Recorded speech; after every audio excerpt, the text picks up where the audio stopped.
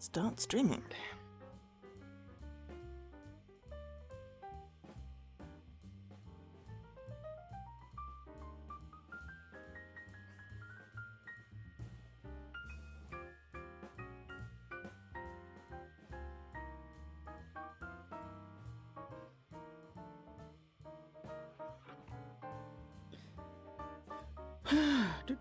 Oh, lights.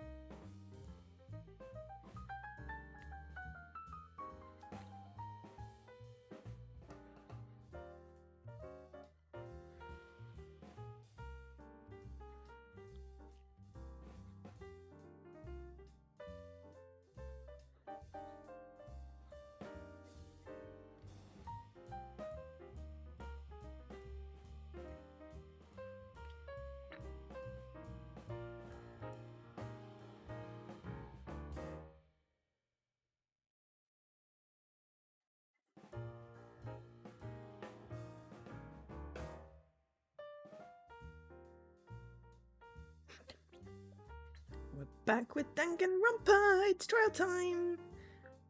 Chapter 3, trial time. I know this is usually a cozy stream, so anyone expecting cozy is going to be disappointed, but I need to play this game.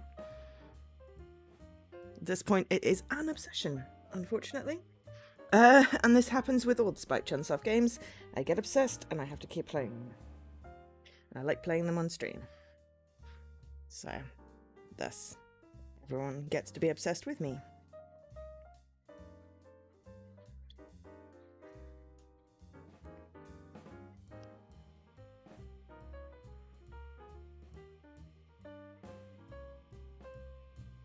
It's really sunny today. It feels cold, but also warm at the same time. It is a little bit warmer.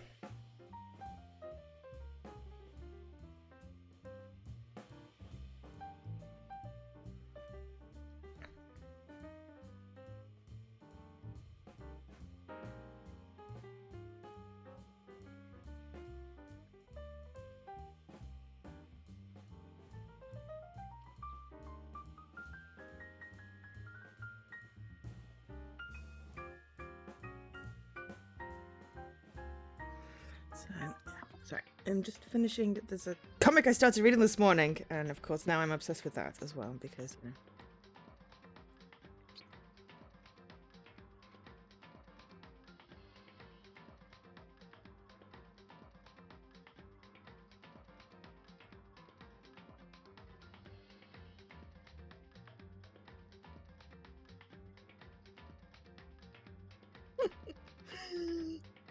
Oh dear. It also makes me really want to watch Riverdale, even though I know it'll be nothing like this comic. But anyway. We are now live. Hi, Dan. We're going to go into the trial. Pre-trial prep.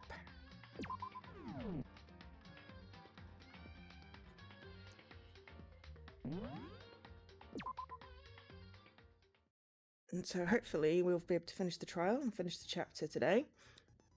And then pick it up tomorrow. And I'm going to probably end up doing a super long stream, honestly, because it's Sunday. Why not? I'll start early, I'll go late. I don't really, you know. Okay. So increases the influence gauge. That's a good one. The time limit. That seems like a good one as well.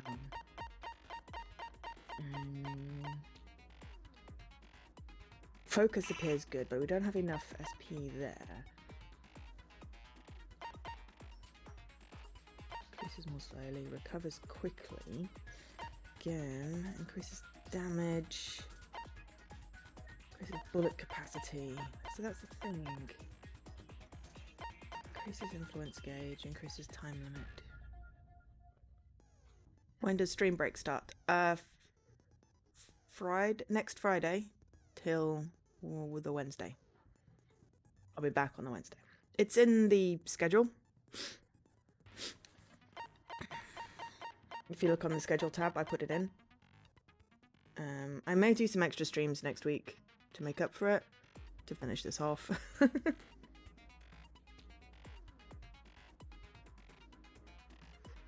I haven't decided what I'm doing next week with streams. Honestly, I am obsessed with this game, so we'll see. Yeah. Now they must confront 2 murders who claimed the lives of Fumi and Kiyotaka. In this class, trial suspicion builds upon suspicion. Yeah. So yeah, no, the normal streams next week, and then it's mainly weekend plus a Tuesday that I'll be missing. I feel like we need at least one of these.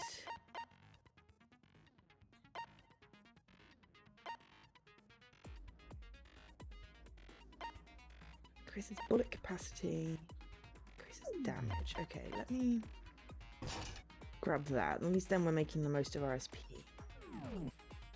There we go. Trial. Alright. Let's begin with a basic explanation of the class trial. So, your votes will determine the results. If you can figure out who done it, then only they will receive punishment. Then I'll punish everyone besides the blackened, and the one that deceived everyone else will graduate. Sorry. Now then, to begin with... We already know who did it! No. It was Hiro. He does not have an alibi for when the murders took place, and we found him in that suit. Don't try and deny it! You killed them! I didn't! Someone knocked me out! I was asleep the whole time! I don't know anything about it! Shut your murdering mouth, murderer! Who are you calling a murderer? I am sorry to say, Hiro, but we do have evidence. Blueprints for the suit. Parts we assume were used to build it, and all of it was found in your room. You have to admit, the evidence is quite compelling. I mean, whoever knocked him out stole his key. Clearly, to plant stuff in the room, and then leave the door open so everyone else could find it.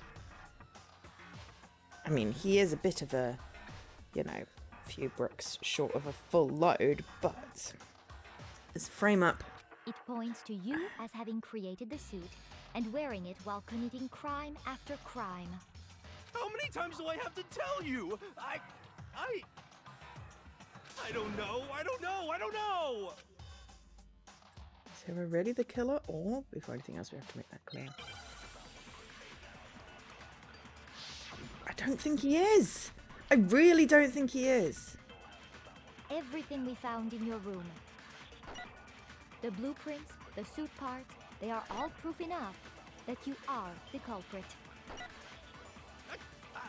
I don't know anything about that stuff. It's not true. It's a conspiracy. Hiro, why? Why did you kill them? No! Just hold on a second. Handprints, yeah. Everything we found in your room. The blueprints, The blueprints don't match the handwriting.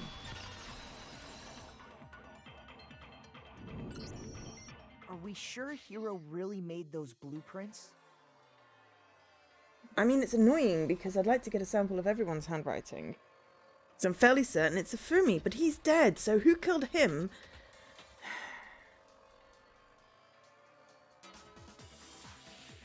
I don't think he's still faking his death now. He faked it before. What do you mean? Well, take a look at this. It's the note that Hiro wrote, asking everyone to meet up after Alter Ego disappeared. The handwriting's obviously different, wouldn't you say? Yeah? When you compare it to the blueprints. There's no way you could think the same person made both of them. I don't know if Kyoko is on my side. Unless that person made it a point to disguise their handwriting, Why would they do No, that? the differences are bigger than that, I think. Come on! I'm not smart enough to think of trying to change my handwriting anyway. So, Makoto, That's true. are you saying you don't think Hiro's the culprit? And he's not the only one.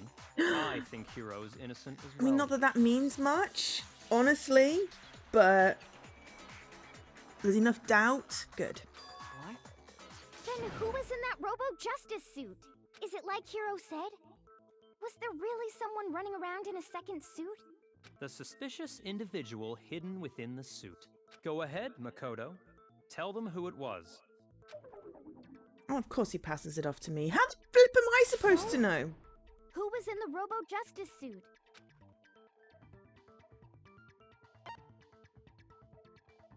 Oh, Hiro, Hina, or the Illuminati. Okay, I so got it's Hiro in the suit. Other than Hiro, I can't think of anyone else it could have been. Obviously, he was the one in that particular suit. And we never found any kind of second suit. Then there can be no doubt. Hiro is the prime suspect. That doesn't make any sense. Yeah. You just said Hiro didn't do it. It makes perfect sense. Hiro was the suspicious individual in the suit, but he's not the culprit. So what you're saying is... That's right. The culprit in this case has nothing to do with being in the Robo-Justice suit. What? Now that's a bold assumption. And what reason do you have to make such a statement?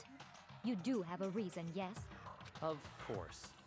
But before we get to that, there's something else we need to clarify first. So let's get that out of the way. Hey, stop trying to boss us around. All things have a proper order. So what is it? What needs to be clarified? We must clarify the method of transportation for Taka's lifeless body.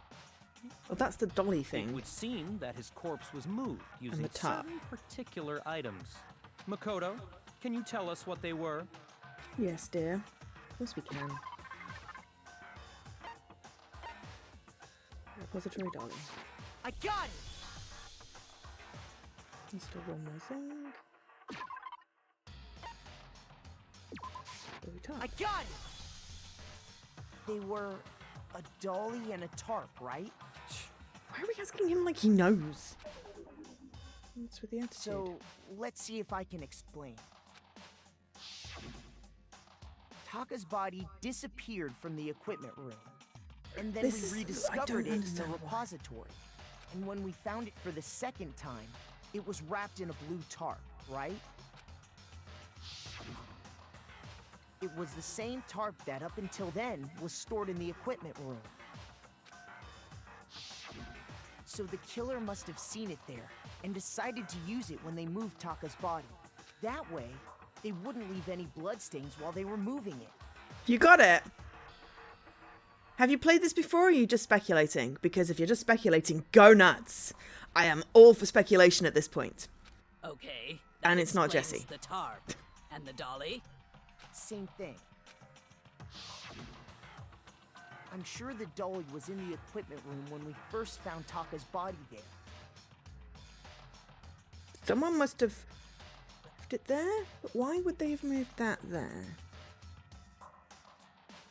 Because it was originally in the repository, which is off the art room.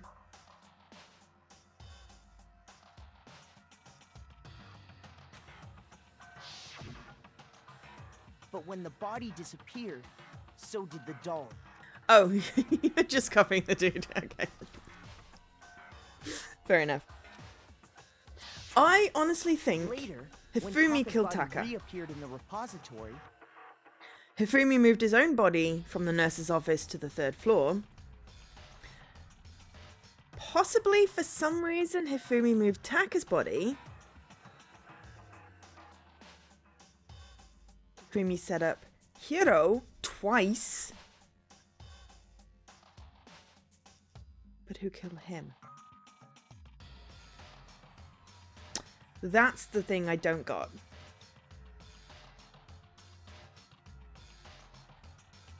And who stole the laptop?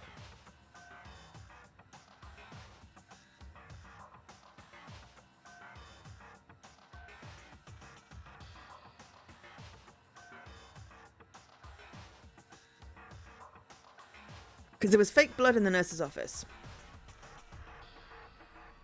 He wiped off his own specs. He definitely moved under his own power, but he was also dead in the repository. But he wasn't dead. He's the one that locked the door and then opened it again. But I don't know how he died.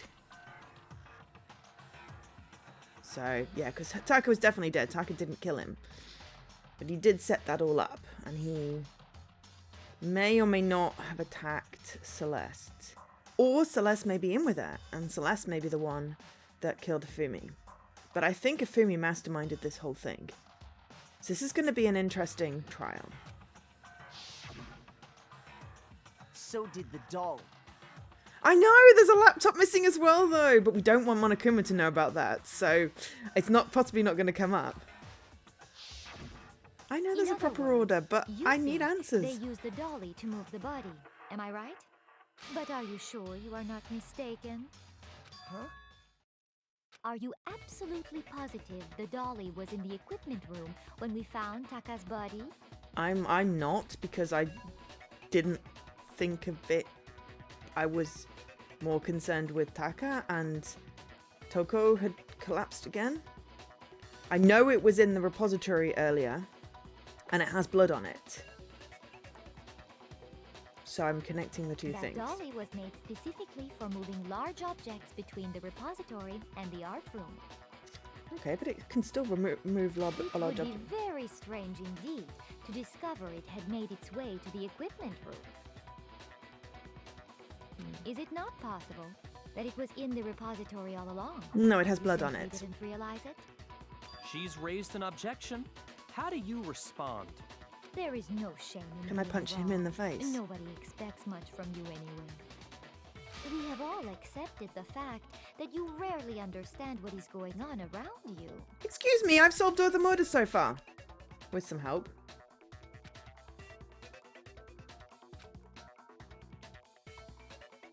Okay. Yet another mechanic. Reloading.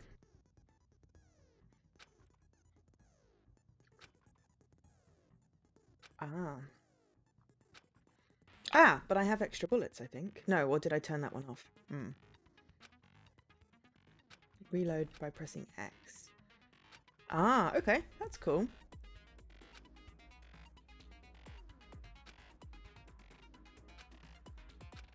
I'm fairly certain I'm not on gentle, but anyway.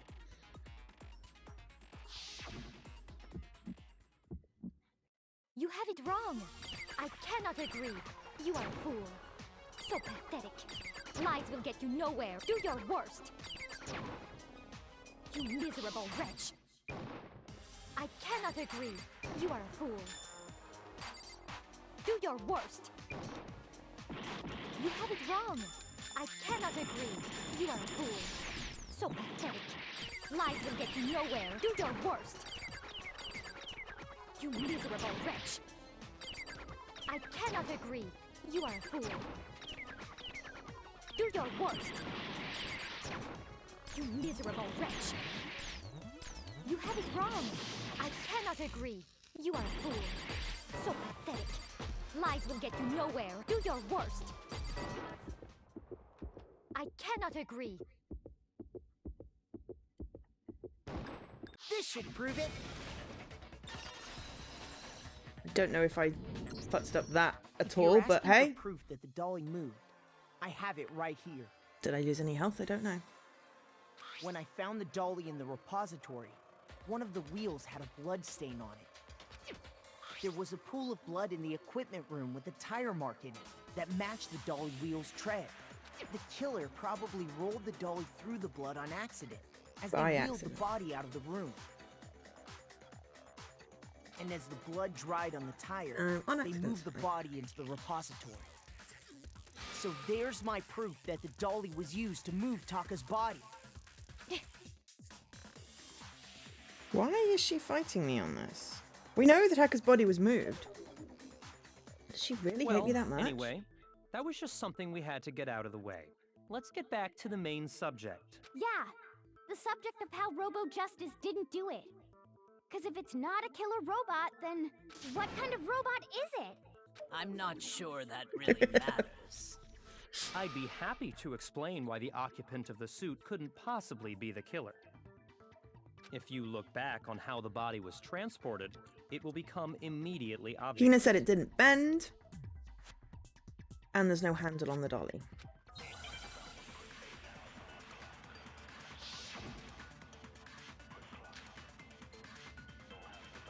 As we know, Taka was killed in the equipment room. Oh no, I And lost a from lot of there, health on that the last body was battle. moved to the repository, correct?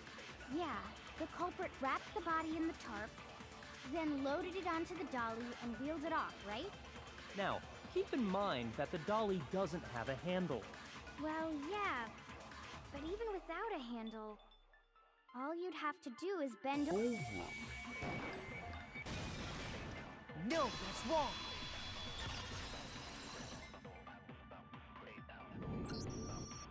You're absolutely right that you could push a dolly without a handle if you stoop down low. But if you were wearing that suit, do you think you could actually get into a position like that? What do you mean? Think back to what you said when we were all checking out the suit together. Remember? I'm blind as a bat in here, can't see my feet at all. I'm surprised you got anywhere in this thing. Telling you it wasn't me. Not to mention, you totally can't bend at the waist. Seems like a pretty obvious oversight. When you're in that suit, not only can you not see your feet, but you can't even bend at the waist. Am I right about that? Now that you mention it, yeah. It seems like it'd be awfully hard to push that dolly if you couldn't bend over. Well, what's to stop you from simply pushing the dolly with your feet? When you can't even see your feet? You really think someone could kick the dolly all that way? Yeah, it'd be totally impossible. Not that I can say for sure myself. On top of that, if you were wearing such a rigid, cumbersome suit, it's very unlikely you would have the dexterity to go about wrapping the body in a tarp. Well, I mean, isn't that just a matter of taking off the suit when you're ready to move the body? You couldn't. You can't take it off by yourself. There's absolutely no I chance. got it! I don't think taking off the suit was an option. If you remember... I don't know what's up with this thing, but I can't actually get it off. A little help. Why would you make something that you can't take off by yourself? I didn't make the stupid friggin' thing! There's a clasp on the back that's keeping you from getting it off. It looks pretty sturdy. I don't think you can get it off on your own. It looks like something you'd have on like a luggage. We don't really have a choice. Let's help him. You got it! That's true. It seems impossible to put the suit on or take it off without help. Then, you really can't take it off by yourself? Hero wasn't just making it up? Of course I wasn't making it up. If he could have gotten it off by himself, I don't think he would have let us see him wearing it. Showing up in the suit was basically an invitation for everyone to suspect it. Yeah, that's right. So, it's really, really true that Robo Justice couldn't have moved the dolly? To be clear, whoever did move the body, it couldn't have been Hero in the robot suit, correct? No, wait. Just a second, if you please. Have you forgotten about the picture that I took? You all got a good look at it, did you not? The image is it of Hifumi actually? being dragged away by Robo Justice? But is it actually Hifumi being dragged away by Robo Justice? Or is it a Fumi dragging Hiro away, who's unconscious and in a suit and therefore can't really flop, to set him up for everything? If whoever was in that suit is not the culprit, how do you explain that? Besides, do you remember what the now deceased Hifumi said? How did you get hurt? The guy hit me. What guy? Robo Justice, that's what I decided to call him just now. So long as those facts exist, the proper conclusion is beyond question. The individual inside the suit and the culprit are one and the same. It was Hiro, without a doubt. Yeah. Yeah, that's Oh gotta god, be right. Hina, stop it. Hold on a second. It's still far too early to reach that conclusion. Besides, There's no hurry to decide who did it. Before we rush to a verdict, shouldn't we explore every single possibility? Instead of seizing on one viewpoint, the truth is uncovered by analyzing things from every angle. Perhaps, but where do we go from here? Let's review this series of unfortunate events from the beginning. Maybe we'll uncover something new. What a pain in the ass! I don't disagree, but our lives are on the line. If this is what it takes, we have to. Plus, maybe we'll get to find out where the heck Kyoko was when everything went down. All right then, let's take another look back at what happened. I suppose we could start with this morning. Okay. 4 of us gathered together in the dining hall. Makoto, Hina, Kyoko, and myself. Yes. We waited there for quite a while, but nobody else showed up, so we went to look for everyone. That was around 8 a.m. And as soon as we split up, Kyoko went missing. Soon after that, Hina found Celeste in the rec room and quickly came to get Makoto and me. It seems I was unconscious for about an hour after I was attacked by my mystery assailant. No, I am suspicious of you, Celeste, as well.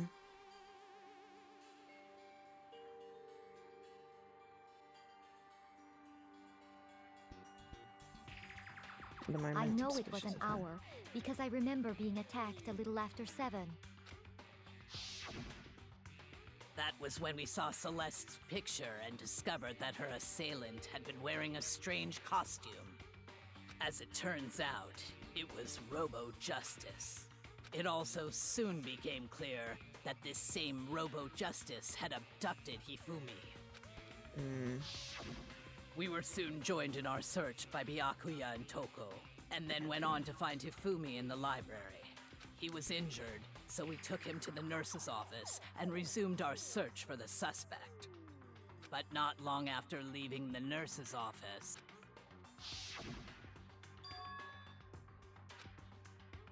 Oh.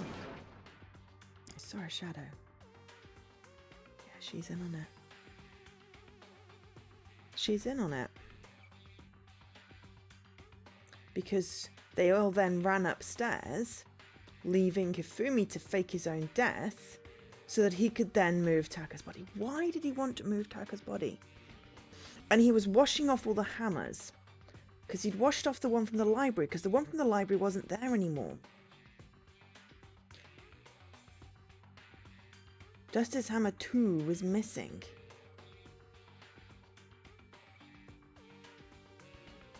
I mean, if she's not in on it, she's a pretty good distraction.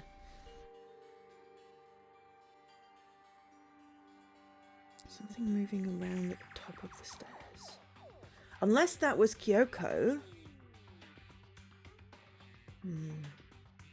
But Hiro is stuffed in a locker, unconscious. And Taka's dead already, so she's either faking it or something. She's faking it. Okay. That's where we're at When right now. Celeste told us that, we decided to split up and search the second floor. And soon after that, I saw someone moving around on the 3rd floor, and I yelled out to everyone as soon as I did. Celeste, what's wrong? That was a rather intense scream for someone like you. And I saw him, the strange costumed man. He ran off as soon as I screamed. I'm inclined to believe he didn't run very fast. He's blocking the stairs, so he headed further down the hallway and disappeared.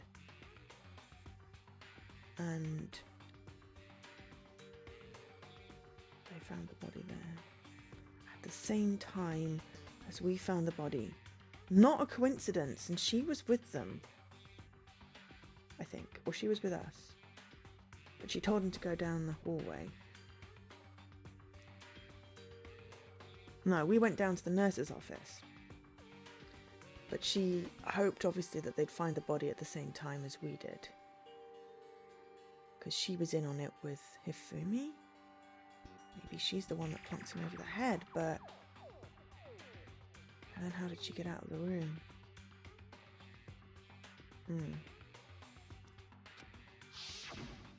And then...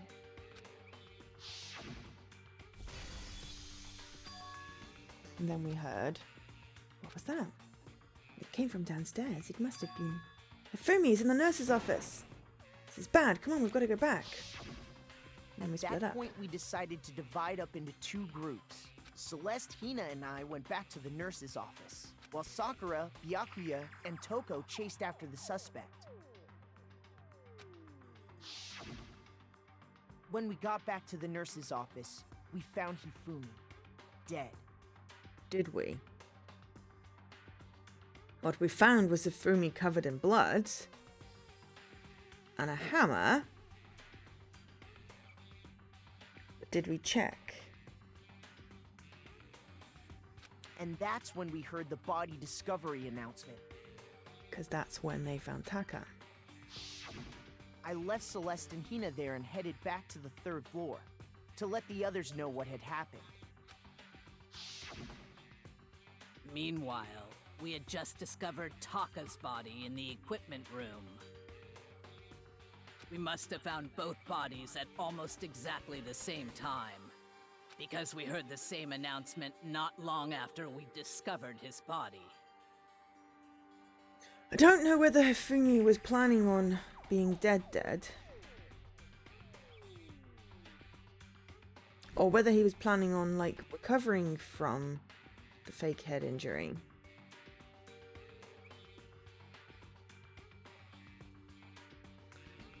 He wanted to kill Taka, probably because of the laptop, and frame Hiro so he could get out. For the money? Or what? I don't know. But then he died too. So that's the slight fly in my ointment at the moment. And that's when I told you guys about Hifumi. Then the 3 of us headed for the nurse's office. But right after we left the physics lab, we ran into Celeste, who'd arrived after us. And she told us something very surprising. I wonder if she convinced Hina that she needed to go to the bathroom to help Hifumi. Yeah, Celeste is looking suspicious. Hifumi's body has disappeared. We rushed back to the nurse's office and saw that she was right. Then we remembered we'd left Toko passed out in the equipment room, so we hurried back again. At that point, Hifumi had gone up and moved the body into the repository. I don't know why. The repository was locked.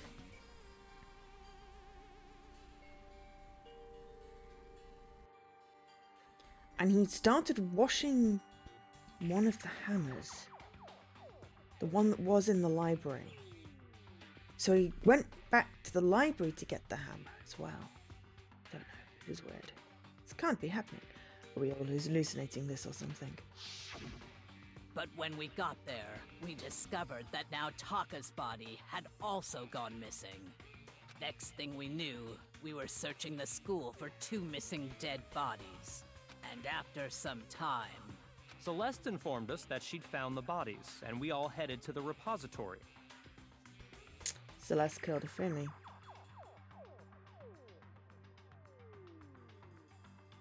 Except that weren't Hina and Sakura in the art room?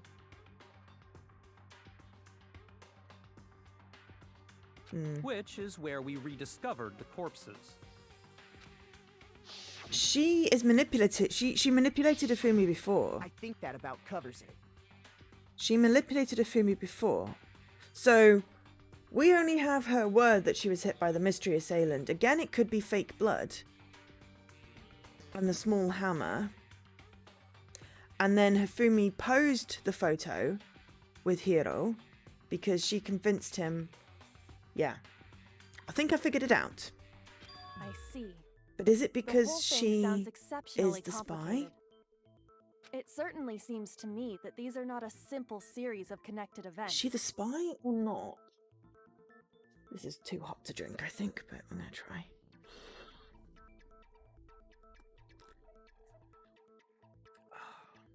Okay, well, if that's true, then what? Rather than a single series of events, I think we have to consider each murder a separate situation. And from there, we can uncover the contradictions surrounding all of them. Yeah. I think I've got it figured out, though. This one's easier than the last one. Now Mainly then, because I just let's refused get to started, suspect beginning Mondo. with what happened to Taka. Contradictions hidden in what happened to Taka. In order to uncover the truth, you have to find them no matter what. The same person that did the blueprints did the note, and it doesn't seem to be the same person. Okay. So, regarding Oh, Taka's so death, we've got more health. Our health has I wonder recovered. if he died before Hifumi, or Yes. perhaps it was after. We already know what order they were killed in. Taka came last What makes Did you he? say that? because of the numbering of the Justice Hammers. Yeah, It's that's what I true thought. that Hifumi was killed with Justice Hammer 3, while Taka's death came from a swing of Justice Hammer 4. See? That was a setup. So then. it's obvious Taka came after. I actually need to say what the file said. Those killed with a similar weapon. They were numbered, but were they really used in that order? So, regarding Taka's death, I wonder if he died before Hifumi, or perhaps it was after. We already know what order they were killed in. Taka came last What makes you say that? because of the numbering of the Justice. No, that's not right. Damn it! Shoot! So, regarding Taka's death, I wonder if he died before Hifumi, or perhaps it was after. You need to be careful. We already know what order they were killed in. Taka came last What makes you say that? because of the numbering of the Justice Hammers. It's true that Hifumi was killed with Justice Hammer 3, while Taka's death came from a swing of Justice Hammer 4. See? So it's obvious Taka came after. Okay, well if it's not the numbering of the hammers, it must be So, something else. Regarding Taka's death, I wonder if he died before Hifumi, There's only two yellow or statements. perhaps it was after. We already know. Oh no, we need to do an absorby thing. Shoot! Shit, I'm losing health. So, regarding Taka's death, I wonder if he died before Hifumi, or perhaps it was after. We already know what order they were killed in. Taka came last What makes you say that? because of the numbering of the Justice Hammers. It's true that Hifumi was killed with Justice Hammer 3, while Taka's death came from a swing of Justice Hammer 4. See? So it's obvious Taka came after.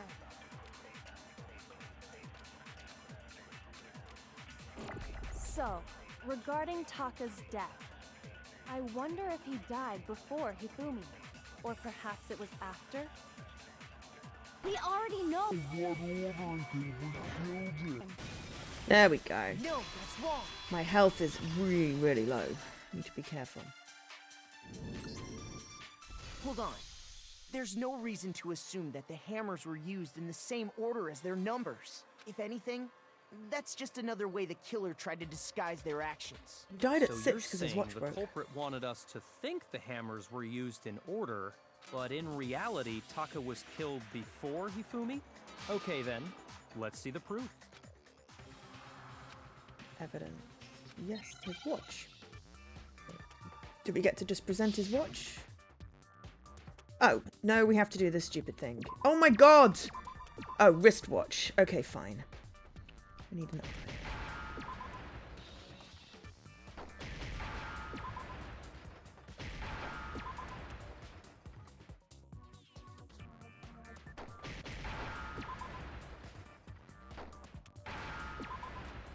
Need age. Oh, at least we didn't screw that one up. Now I understand. Watch would have been sufficient. I've got it. Taka's wristwatch. See? Look. It broke with the hands pointing just past 6 o'clock. It must have gotten broken when he was attacked by the killer. because as of last night... Hey, you! How long are you gonna keep us waiting? Taka's irritated voice pierced the air as he stared pointedly at his wristwatch. It's almost 10 o'clock, you know, that bedtime for all the little boys and girls. So if it wasn't broken after 6 last night, then he must have been attacked around 6 this morning. And that would be his official time of death. But if that's true, then he was killed well before Hifumi.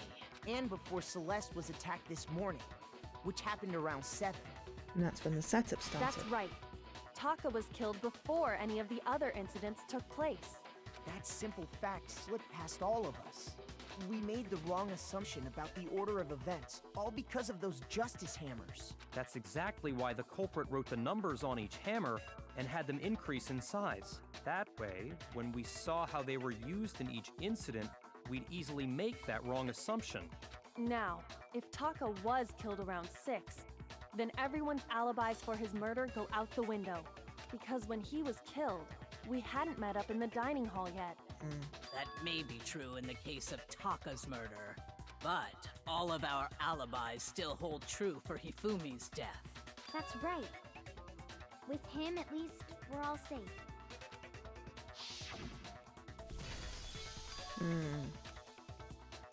What's that? Came from downstairs. That was a setup. It's bad. When we heard Hifumi screaming, we were all together. Except for Hiro and Kyoko. Then we all ran down to the nurse's office, and that's where we found his body. That's totally true. We're all in the clear. Oh, I know! They must have recorded him screaming on a tape or something, then played it later on. I mean, not a bad If idea. that's true, where's the tape? I don't know. Don't just go making stuff up. Anyway, we all have rock-solid alibis for when we heard But that's not Hifumi when scream. he died. Since all of us were there together, clearly none of us could have killed him. But that's not when And he it does died. not stop there. There was also the moment when we discovered his body had disappeared. When his body vanished from the nurse's office, Hina and I were in the bathroom together, while everyone else was in the equipment room, correct? And then there's the disappearance of Taka's body from the equipment room. At that time, we were all gathered together in the nurse's office because of Hifumi going missing. Well, don't forget, I was passed out in the equipment room the whole time. Wait, then what if Genocide Jill did it? She could have dragged Taka's body out of there right then. Even if she could pull that off, there's no way she could have done the same with Hifumi's body. Because, as we just established, She was. passed out in the equipment room when his body disappeared. Besides, I didn't do either of them anyway. In other words, it is impossible that any of us could have killed Hifumi or moved either of their bodies. Not true. On the other hand, Hiro and Kyoko had disappeared. I'm so they really most suspecting certainly Celeste. could have done those things. She has manipulated the situation, and she's the one that killed Hifumi at the end. But I'm So running what out of now, health Kyoko? because I flopped up some things. For now, we can't get fixated on who did it, or we'll just keep going around in circles. So instead of who, I propose we start talking about how. In particular, I think we need to figure out how Hifumi's body got moved. That's true. We searched everywhere, but we couldn't figure out how to explain his body disappearing. And according to what Celeste said, We could let her be gone for more than a minute or two, though. So then the killer was able to get in and move Hifumi's body in that short amount of time. It would seem so. his body apparently disappeared in the 1 minute her and Hina took their eyes off of it. But to carry that much weight from the first floor up to the third in that short amount of time? Oh man, yeah! There's no way! It'd be impossible! Well, what if I told you there was a way to make the impossible possible? What? How? If the dead body were Yep. to move itself. This case is kind of predictable. The dead body moved on its own? He wasn't dead, though. We know this. No! Not another No, he wasn't dead. ghost! I don't think it has anything to do with the occult. I think what she's implying is, we thought Hifumi was dead, but perhaps in reality he was still alive. He was alive? Are you saying Hifumi wasn't carried out of the nurse's office, but simply walked out on his own? But I mean, we found his body. He was dead. Perhaps he was simply playing dead. That it isn't possible. The idea that Hifumi was still alive, is it really possible? Yes. It's the only way my theory works. Why is a broken wristwatch a thing? When we first found Hifumi in the nurse's office, there's a chance he was actually still alive? No, it is impossible. Hifumi was dead, without a doubt. And you know that how? Surely you heard the body discovery announcement along with the rest of us. Hifumi's dead body had been found. And that is why the announcement was made. Are we really so sure about that? Maybe the announcement was intended to signal someone else's discovery.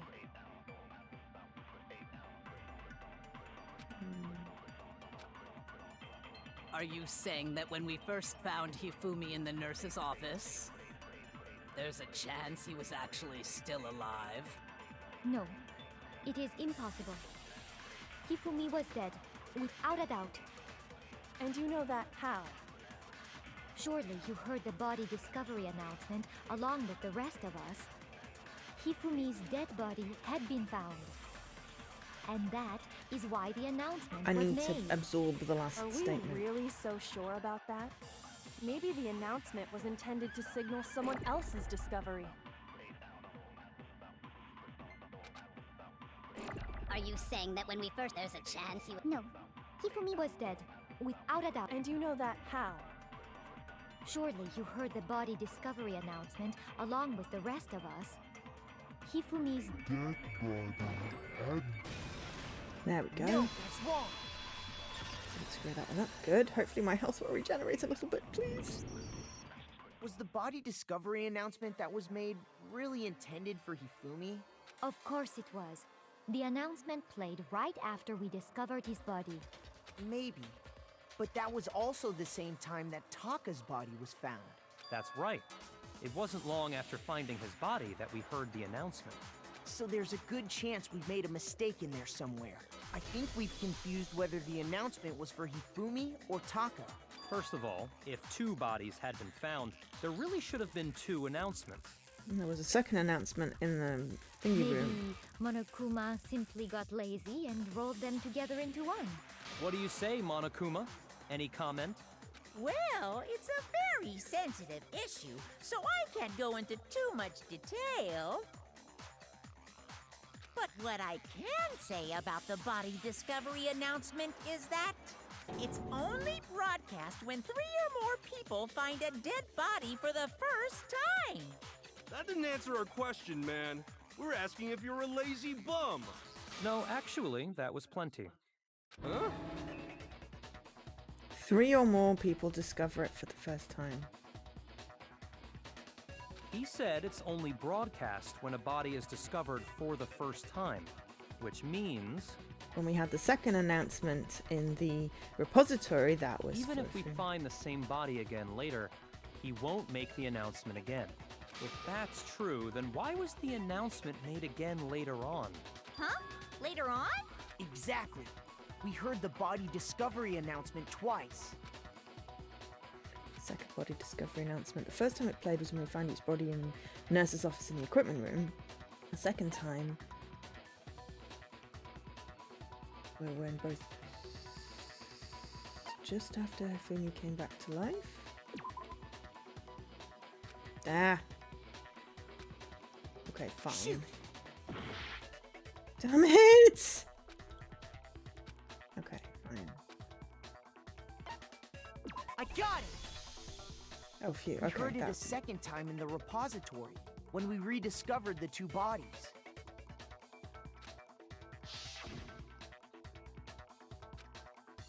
Body has been discovered after a certain amount of time. Class trial. It didn't seem weird at the time, but it contradicts what Monokuma just told us, doesn't it? Exactly. If we were actually rediscovering both bodies, the announcement shouldn't have played.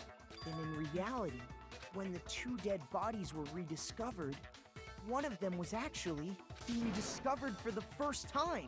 So, when we found Hifumi the first time in the nurse's office, he wasn't actually dead yet. Meaning, he wasn't actually found dead until we came upon him in the repository. And then he still had the That's audacity to just blame part of Hiro. it. There's one other thing that leads me to believe he was still alive in the nurse's office. Oh, I know! Because he was super good at playing dead! Bada bing, bada boom! That is the worst logic I have ever heard. But Took his honestly, specs so he could I do see. not think there's anything that can prove he was still alive. Okay then, let's take another look at the events surrounding the discovery of his body. Then it should become clear whether he was really alive or not. This whole thing is pointless. Proof.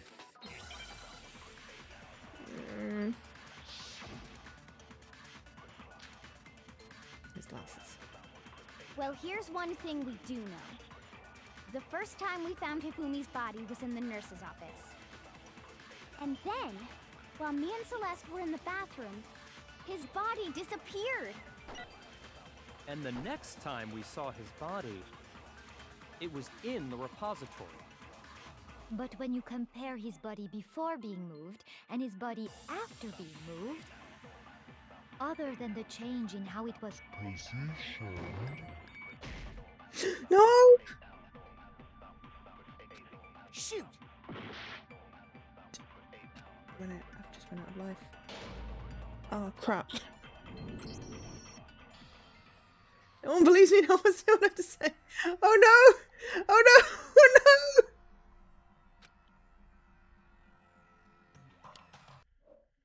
I don't want to know who is the blackened! Because it'll spoil it! We're just gonna have to do a bit of fast forwarding and try that again. Without futzing up. I know we've done like 50 odd minutes, but there's no way I want it to spoil who did it.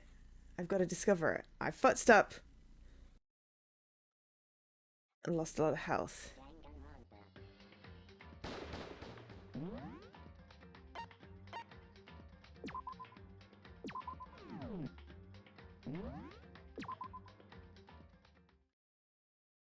I forget which options I said. I should have saved it after I set the skills.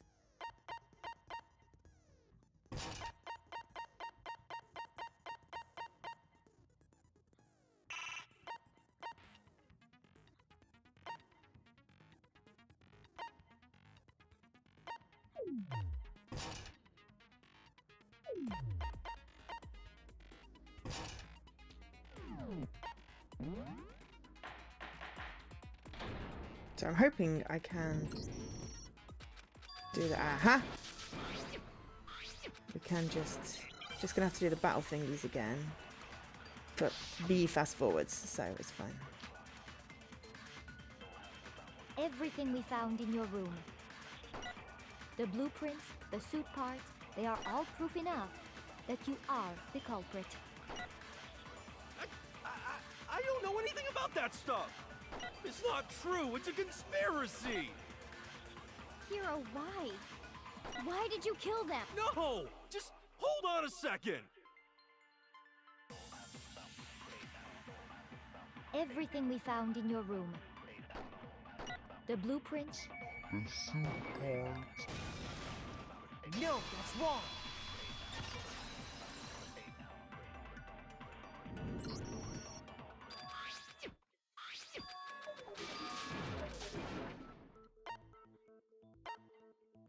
I got it! Alright, we're just gonna have to like whiz through. Blue top. Golly.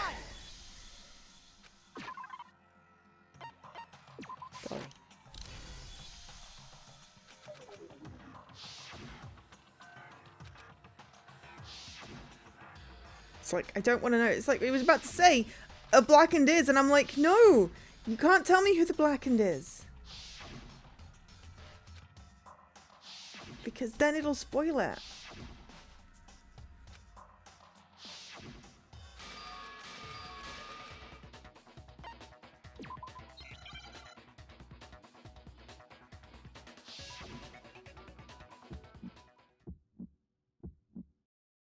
it wrong. I cannot agree. You are a fool. So pathetic. Lies will get you nowhere. Do your worst. You miserable wretch. I cannot agree. You are a fool. Do your worst. You have it wrong. I cannot agree. You are a fool. So pathetic. Lies will get you nowhere. Do your worst. You miserable wretch. I cannot agree. You are a fool. Do your worst.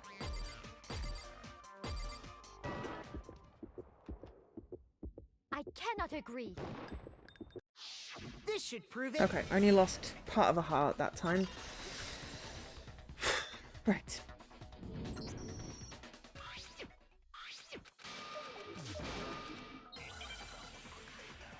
Which may regenerate.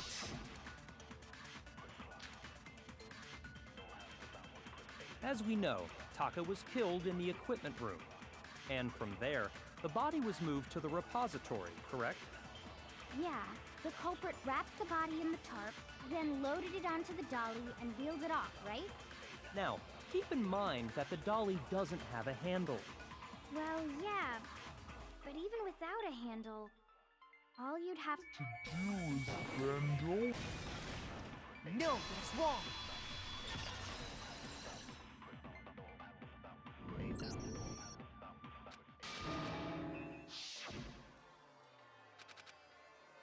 We nearly caught up and it's only been 5 minutes. That's not too bad.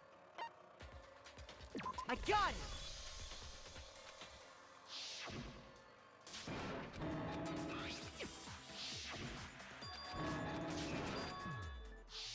Maybe lose 10 minutes.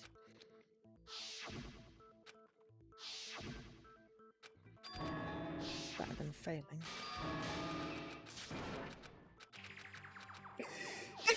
Oh, sorry.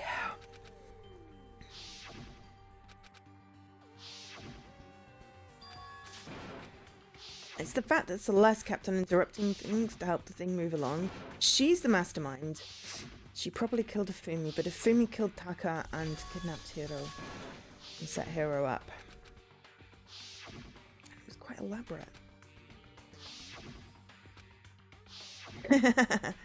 Hi, Mr. Corners. We may have accidentally lost all our health and having to just quickly fast forward. Because I was a silly.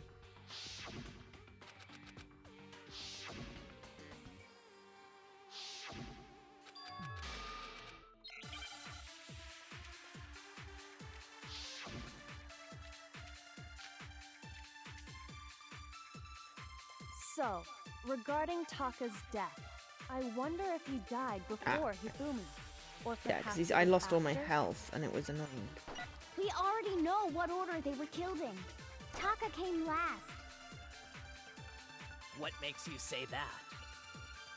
Because of the numbering of the Justice Hammers. It's true that Hifumi was killed with Justice Hammer 3, while Taka's death came from a swing of Justice Hammer 4. See? How you doing, Mr. So Corners? it's obvious Taka came after. So, I wonder if... Or perhaps it was after? We already know what order they were killed in. No, that's wrong. No, that's wrong.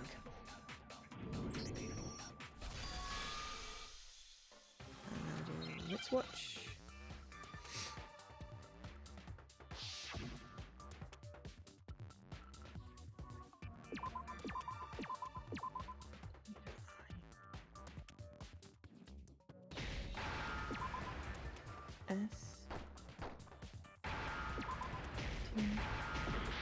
Ooh, crap.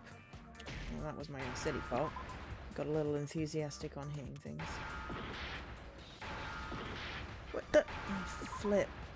Should have saved before I did this. Now I've gone and screwed stuff up. I did not fail it that badly the last time. Now I understand.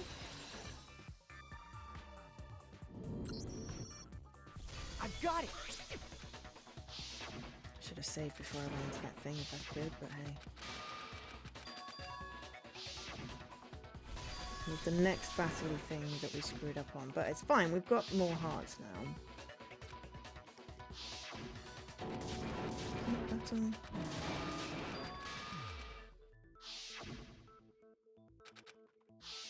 He moved himself.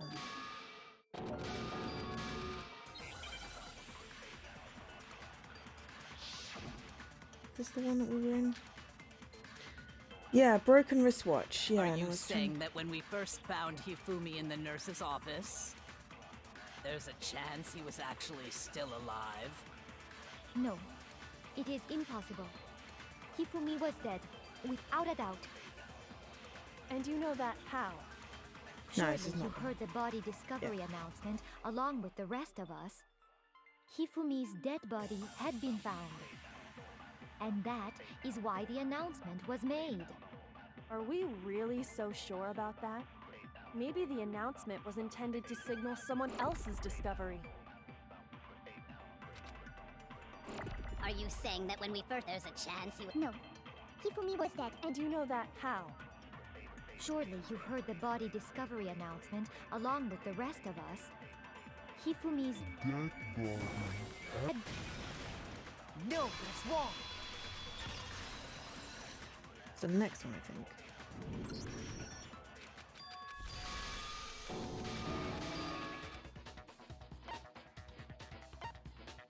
I got it! Discovered. That's the one I flipped up last time and ended up losing a lot more health because I was like, oh, it was after Hifumi came back to life. No.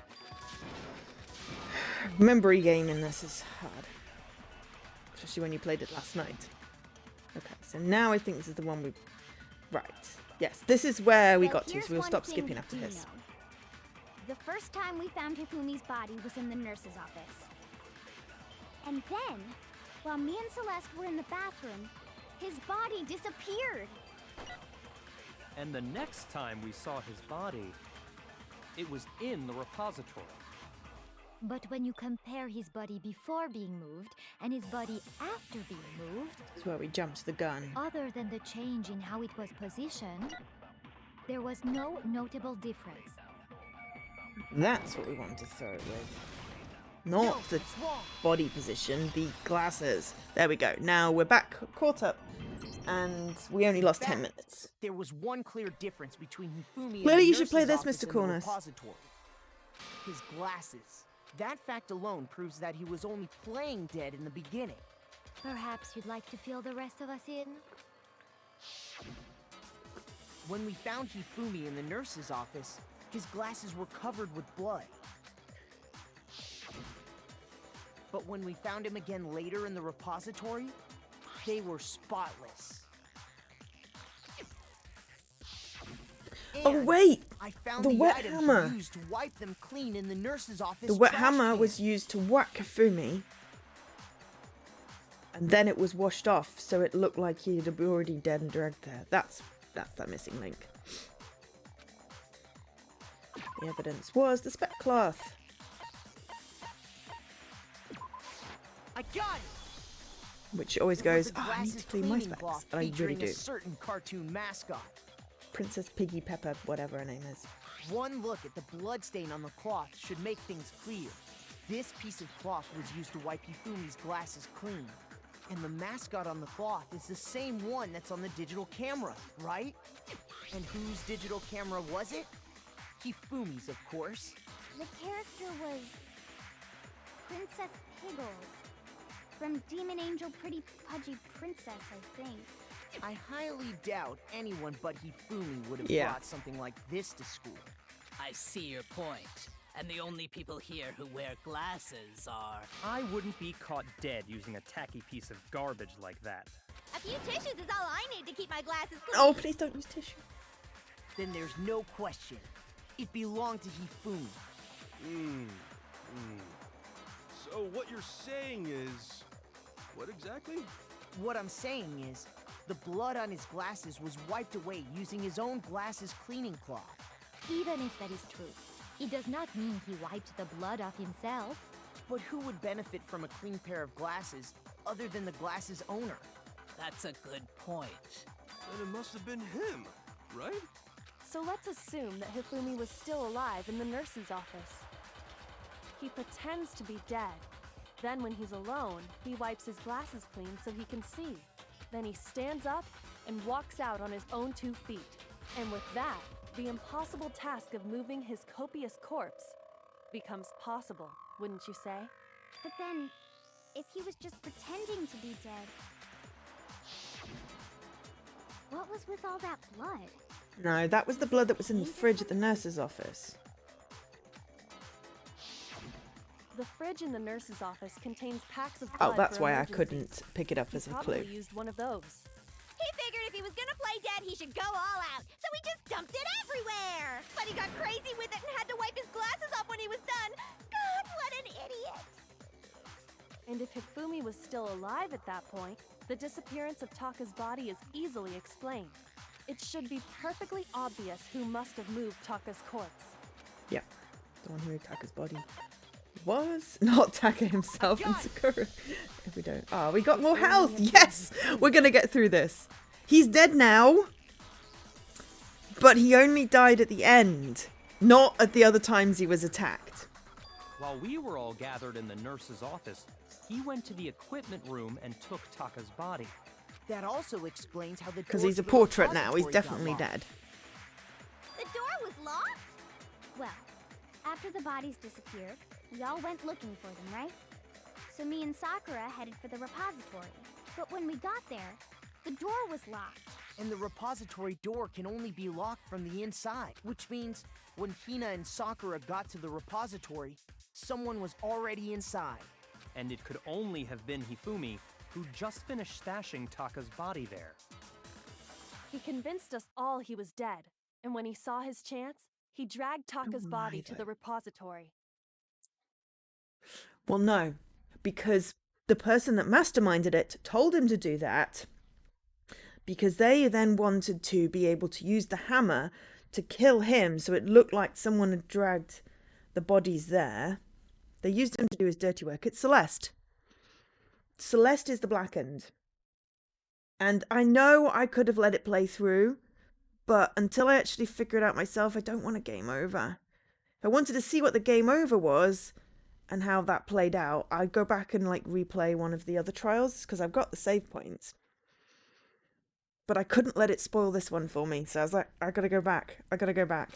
So, Hifumi wasn't just another victim in this case. He was one of the assailants. But that means he took part in the murders. I just can't believe it. I can. If you're having trouble, would you like me to show you one more piece of evidence? There's more? Oh, absolutely. The single biggest fact pointing to his involvement has yet to be revealed. I mean, the note, maybe? You know what I'm talking about, right, Makoto? The item he took off of Taka's lifeless body? The note. Yeah, so the spotless hammer is the one that was used to kill Hifumi, and then Celeste washed it off, and then she went to find us.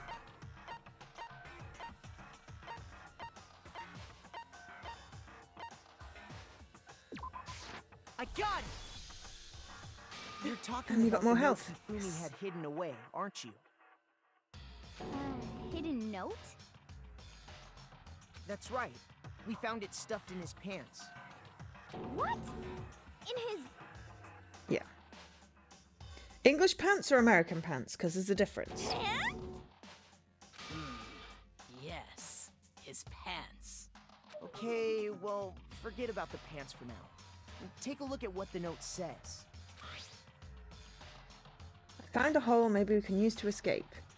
Monokuma can't find out, so don't tell anyone else for now. Let's meet in the equipment room at 6 a.m. Ah, that's the note I was telling you about. The one that told me where to go. Huh? Wait, this one's a little different.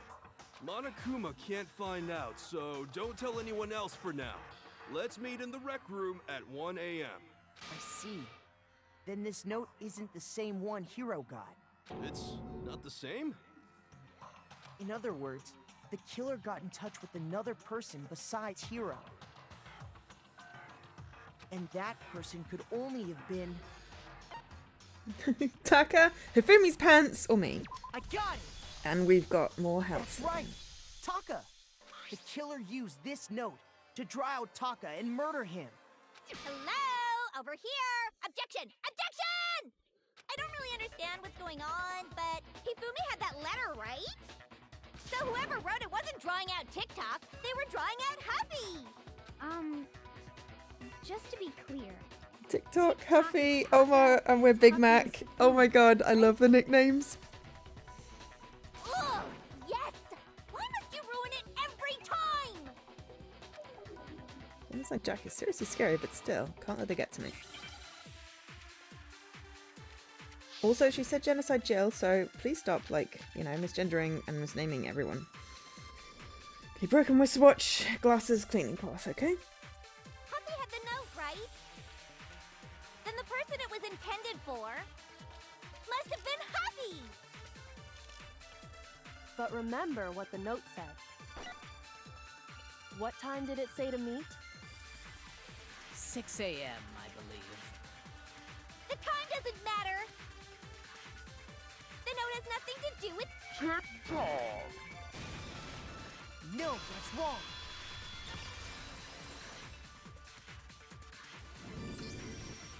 No, there absolutely is a connection. What the hell are you talking about? The note said to meet at 6 a.m., which is the same time Taka was murdered. We've already proven that using his wristwatch. But there's more. Look where the note says to meet. The equipment room, right? Which is where Taka was killed. I see. So, Taka was murdered at both the time and place written in the note. I think that should be plenty to show that this note was definitely meant for Taka. Well, when you put it like that... No further objections! Then someone used that note to trick Taka. Just the same as me. Ugh, the culprit really is a cold-blooded monster. Telling people they found a way out. Yeah. But if they gave the note to Taka, what was Hifumi doing with it? He grabbed it when he was clearing the body. Stuffed down his pants, no less! Most likely, Hifumi stole it off Taka's corpse after he died. Huh? He stole it? Where's your proof? Go ahead, show us. We have that as well. We have the torn piece of paper. I got it! When I searched Taka's body, I saw that his lifeless hand was gripping a small scrap of paper. If I'm right about this, the sheet of paper this piece came from is... I knew it!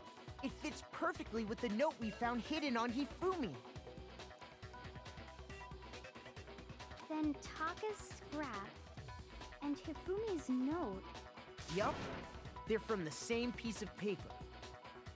Hifumi had the note meant for Taka, while Taka's corpse still grasped a small piece of that note.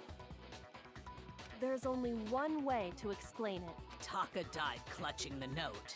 Hifumi tried to free the note from his death grip, leaving behind only one small scrap. Did I get all that right?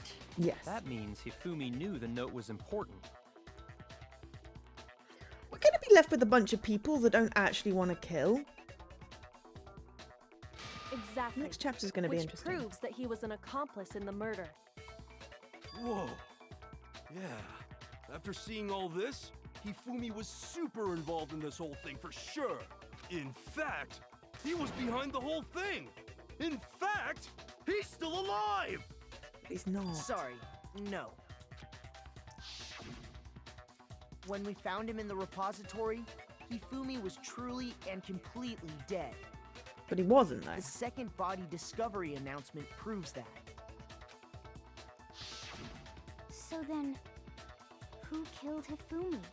Whoever did is the mastermind, the true killer. He was killed in the repository. So he must have been killed not long after transporting Taka's body. So, he must have been killed after Taka's body vanished, but before we found both bodies in the repository. During that time, we'd all split up and were searching for Taka's missing body. In other words, during that time, none of us have alibis. Wait, but me and Sakura were together. Thank God, because I really like you too. Stop trying to steal the spotlight, you stupid walrus! Who are you calling a walrus? Anyway, when they were killed bothers me too. Well, I There's mean, something that's been bothering Kyoto me and even Hiro were more. together because she'd found his body stuffed in a freaking closet or what, a locker. And what might that be? The weapon they used to kill Hifumi. The weapon? That I can answer. Yeah, because I mean, according to the Monokuma file, the way Taka and Hifumi were killed was almost the same, with them having similar fractures and all. But Justice Hammer 3 and 4 were still laying around in the nurse's office and equipment room, right? So if Hifumi was killed in the repository, the culprit would have had to grab one of the hammers, kill Hifumi, then put the hammer back where they found it. But wouldn't that be seriously risky for him? I'm surprised. It seems there's some semblance of a brain knocking around that Someone skull grabbed of two yours from the after all. library, because that wasn't there anymore. But also someone washed off a hammer. Hell yeah, it's packed in there good And they and just tight. admitted it in the library, but yeah. He's right, though. I don't understand it either. The Monokuma file makes it clear that they were killed using similar instruments. But if the hammers were already laying around those other rooms... I mean, the repository is full of So hammers. the question is, how could the culprit have gotten their hands on either of the That's hammers? not the question. Personally, I haven't a clue. Personally, you don't, Celeste? Really? Really, Celeste? You have no clue? So which hammer was used to attack Celeste? Number 1 or number 2? Those were accounted for in other rooms too. Oh, And I right, don't okay, think either fine. one is big enough to kill someone. I just missed two. Then, Is it not possible they used a different weapon? I don't think it is possible. They were both killed with the same kind of thing, right? There's at least like 8 more hammers. So then, what was used to kill Hifumi?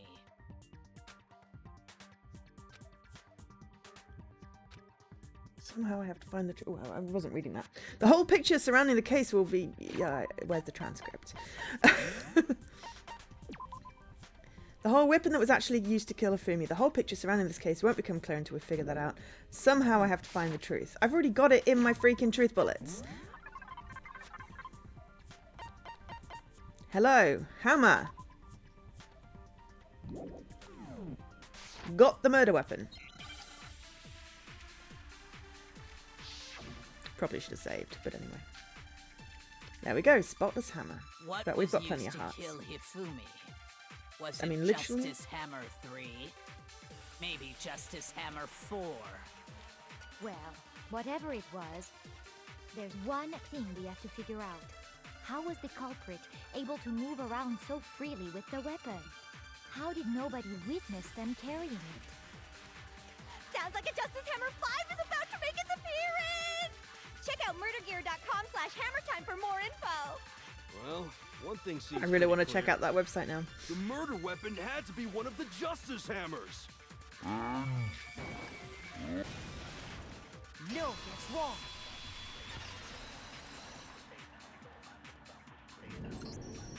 The murder weapon wasn't a justice hammer at all. No, it was something completely different. But, seriously? A different weapon? Specifically, a hammer from the repository. The killer... Now... Oh, the killer all could have easily hammers used in that the to kill Hifumi. repository were covered in flecks of grit and debris. But for some reason, one of them had been scrubbed clean. Huh? And the reason it had been scrubbed clean was most likely because it was used to commit murder. If the hammer got covered in Hifumi's blood, of course they'd have to clean it off. I'd also like to point out that the repository has all kinds of hammers. Big ones, small ones, and even some flat mallet-like ones. I think whoever made the Justice Hammers used those as a basis for I mean, their I thought they design. literally had just painted the ones from the repository because there's a whole bunch of spaces. If that's true, that would explain the Monokuma file's note about the wounds being similar. So Hifumi moved Taka's body to the repository, where someone then used a hammer to kill him. Yes. And whoever did that is the true killer. The one Hifumi was working with. And the one who betrayed him. One who managed to convince him to kill for her. Celeste. For money? Really?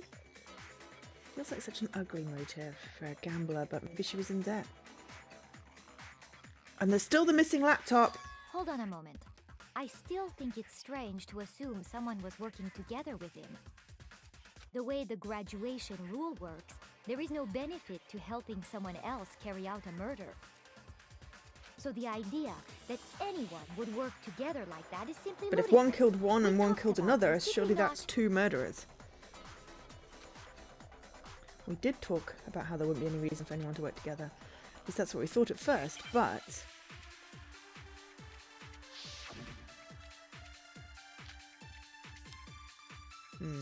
Based on the rules that have been laid out for us, even if more than one person is complicit in the murder, only the one who actually carried out the act can graduate and survive. Assuming the rule holds true, it is simply impossible that 2 people work together on this. That is how the rule was explained to us. But that only really applies if there's one murder, right? In this case, however, there were 2 murders. Yeah, I think that's the thing.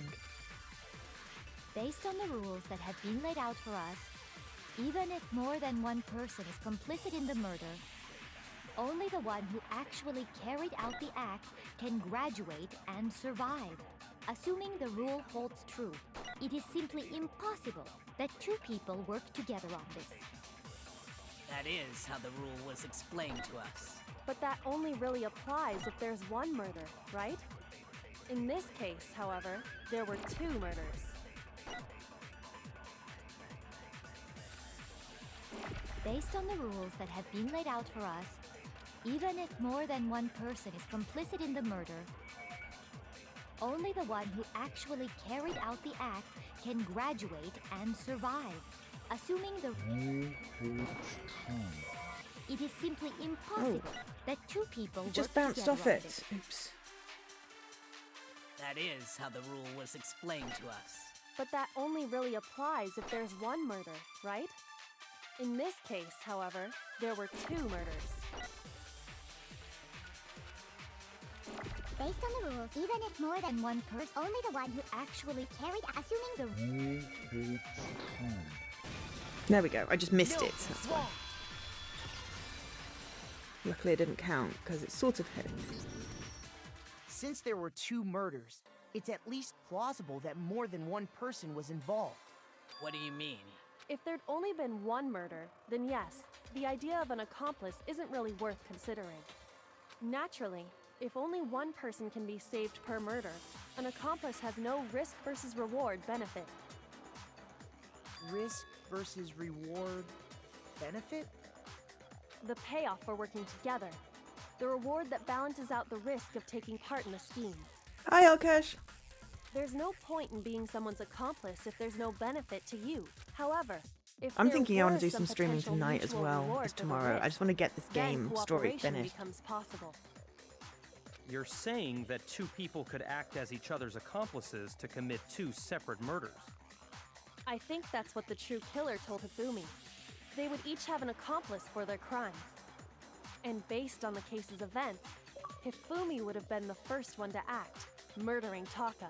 They made him carry out the first murder so he couldn't back out of helping them later on. So in this case, there wasn't one single person committing multiple murders. Instead, each person killed someone, creating 2 separate incidents. And it only looked like one person because that's how the true killer designed it to look. A single suspicious individual, a similar weapon used in each crime, disappearing bodies. By creating one seamless set of circumstances, they made it look like one person was behind it all. The mastermind picked their target and managed to convince him to go along did he with their think? plan. Who did Hifumi think the other person was going to kill? And then, to avoid the no accomplices rule, they simply killed their accomplice. Which, if true, means that betraying Hifumi was part of the plan from the very beginning. That's just awful. How could anyone be so cruel? You think so? I can't help but admire its cunning. Still, their choice of accomplice seems odd. The effort made to convince us the two murders were the same. That was the main characteristic this time. That's why Byakuya was really excited about this. Kyoko must have noticed that fact from the beginning. Which is why she said not to look at this as a series of connected events, but separate. She's really amazing, although, when you think about it, she's almost too amazing. It's almost unnatural how good she is at this. Unless it's literally like her job. Maybe I really think she's like ultimate detective or ultimate like military strategist or something. I understand how an accomplice could be involved, but then who was the one pulling Hifumi's strings? The one directing the whole affair, Celeste. Problem numero uno right now. The true killer manipulated Hifumi to carry out a number of actions and in the end murdered him. The debates up till now, the way the case has unfolded when you consider all that, there's really only one person who seems to fit.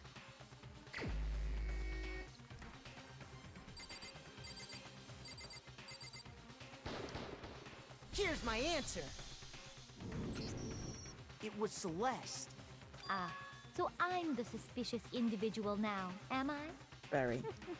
I really do hate this kind of joke. No A joke. joke? I wonder. So what you are saying then is that I specifically chose to work together with Hifumi. The idea that I would choose to spend any amount of time interacting with him, that I would go within 10 feet of that shit for brains, that lazy, worthless goddamn idiot! Pardonnez-moi. Just to be clear, there is evidence to support it. Is that so? It is. Throughout the investigation, there was certain behavior that was common only to the two of you. Considering what we've learned so far, it only further proves that the two of you were working together. The screaming, the paper, and encountering the suspicious individual. I got it! The behavior they had in common has to do with the suspicious individual in the suit, doesn't it? The only ones who ever actually saw Robo Justice firsthand were Celeste and Hifumi. Shush, the adults are talking now. Go! Sorry. As he said, only Celeste and Hifumi ever You laid asked eyes on the me, I costumed answered. individual. If we accept that Hifumi was one of the culprits, we can't help but suspect what Celeste has said as well. Are you saying everything they told us was a lie? Yep, and we fell for it hook, line, and sinker. We did a whole clue thing. After taking Hifumi to the nurse's office, we all began our search for this individual, correct? And not too long after that, do you remember what Celeste said? She'd seen him at the top of the stairs. We headed to all the up. second floor specifically because of what she claimed to have seen. Next, to draw us all to the physics lab up on the third floor, She let out a blood-curdling scream. and when we'd all come to see what was wrong, what was it she said? Saw him again.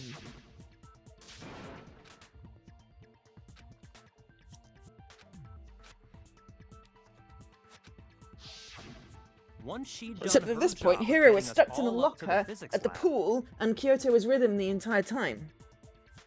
it was time for her partner to get to work.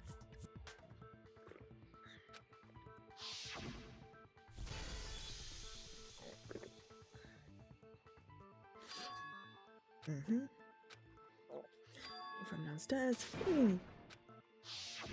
It was to get us to divide into two groups. So that we would discover both bodies at the same time? In fact, Celeste was precisely the one who proposed that we split up. Then why don't we split into two groups? I'll lead the hunting party, that seems more interesting. Very well, Mikoto. And Hina, you come with me to the nurse's office. I will leave the capture of the suspicious individual to Toko, Byakuya, and Sakura. Well, if Celeste and Hifumi were working together, all those chance events suddenly become connected. I mean, I figured it out a while ago. It took me a while to twig that it was Celeste, but yeah. And on top of that, that piercing cry of yours early on. Would have been a signal. That was to signal Hifumi, wasn't it? It was your way of telling him, we're on the 3rd floor, everything's going according to plan. Why else would you let out a scream that could have carried across the sea? I just realized another strange thing. When we found Hifumi in the nurse's office, who we now know was only pretending to be dead. I certainly was not expecting this. I did not imagine that Hifumi would be murdered. Celeste, you were the first one to say he'd been murdered. You wanted to make sure we wouldn't have any doubt in our minds. I don't believe it. Everything. The whole thing was one big act. Hina, you were with Celeste when Hifumi's body disappeared, right? Did she suggest you go to Yeah. the bathroom? I was feeling kind of sick, so Celeste took me to the bathroom. Wait. Then that was... She wasn't worried about you. She just saw a chance to help Hifumi sneak out of the nurse's office. Each piece isn't much by itself, but start putting them together and the picture gets very ugly indeed. Wouldn't you agree, Celeste? I have no idea what you mean. Don't bother trying to deny it. You made one fatal mistake. Oh, did I? I didn't even catch it myself when you first said it, but looking back, I can say that that one little slip-up was your undoing. What are you talking about? I'm talking about what you said after Hifumi's body disappeared and we returned to the nurse's office. You must be really enjoying this. Enjoying the sight of us standing around, frightened and confused. We're all going to die here. We're going to die just like those guys died. Those guys.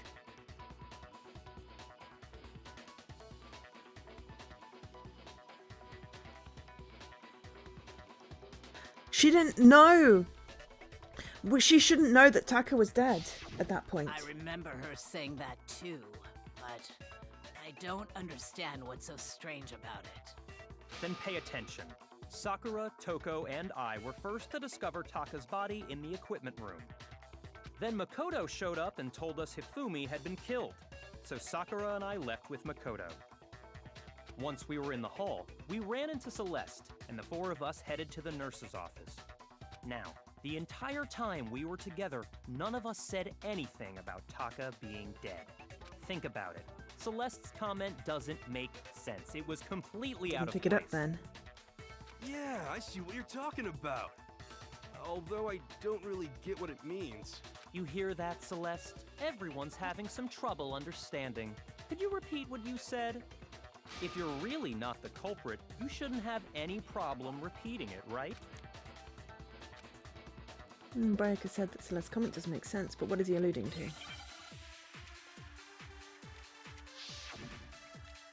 At least I've got enough health now, I should be fine. All I Should be said fine. was, they must really be enjoying this. Enjoying the sight of us standing around, frightened and confused. They must be positively elated. We are all going to die here. We are going to die, just like those guys died. And that is all I said. And that's all it takes to finish this. It's obvious, isn't it, what was so strange about Celeste's comment?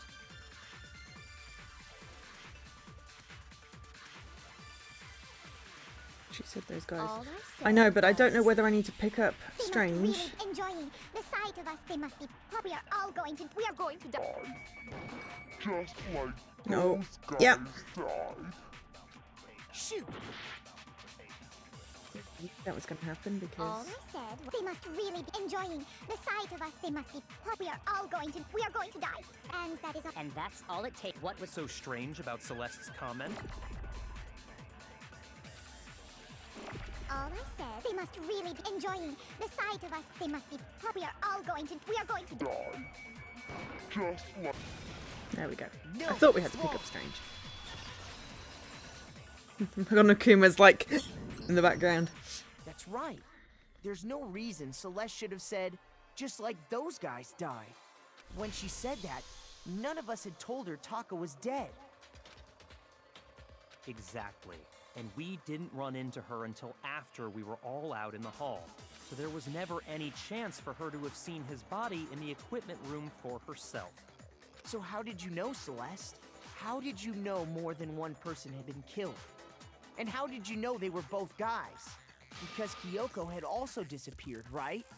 So she could have been dead too. You all have such vivid imaginations. You know that? Imaginations? You claim that I was lying when I told you about the suspicious person I saw. Then what about the picture I took? That's easily explained. How do you explain this picture of the costumed villain dragging Hifumi away? It has to be some kind of setup, right? So let's put the suit on. And then... No, they just then put you in the use suit, camera- sweetie. Have you so quickly forgotten? You are the only one who could have possibly fit into that suit.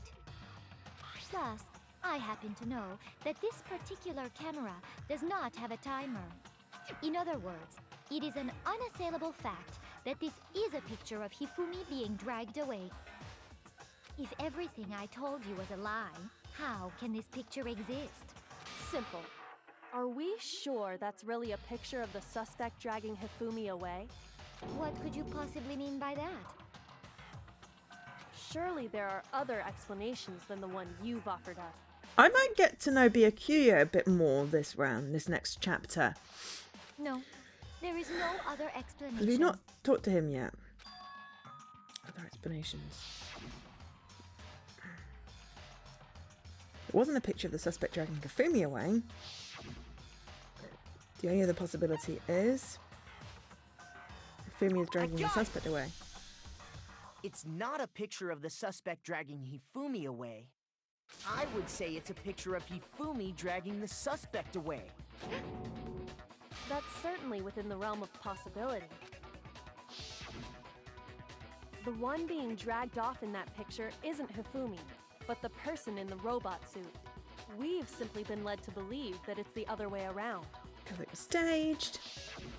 And the strange costume might only exist to lead us astray even farther. If you saw someone wearing something like that in this situation, of course you'd notice and be suspicious. That's what happened! You put me to sleep and made me out to be the bad guy in all this! Such a thing. So we're going to be left with some clueless people, a serial killer, and a couple of very intelligent people, and me. Is utterly impossible. Hifumi was dragging him away? Ridiculous. Is it? I don't think it's ridiculous at all. Then shut your mouth and allow me to educate you. Celeste thinks she can prove there's no way Hifumi was dragging the suspect away. Is that really possible?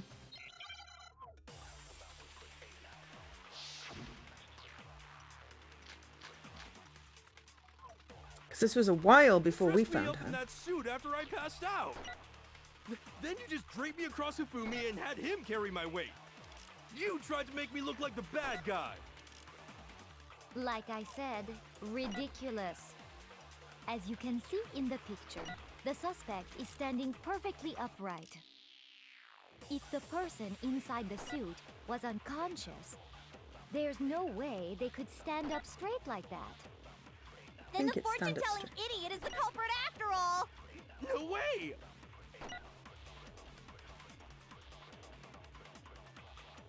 Remember Hina said she couldn't bend. Yeah, exactly. Dressed me up in That suit. Then you just draped me across Hifumi and had him carry my weight. You tried to make me look like the bad guy. Like I said, ridiculous. As you can see in the picture, the suspect is standing perfectly upright. If the person inside the suit was unconscious, there's no way. Stand up. No, that's wrong.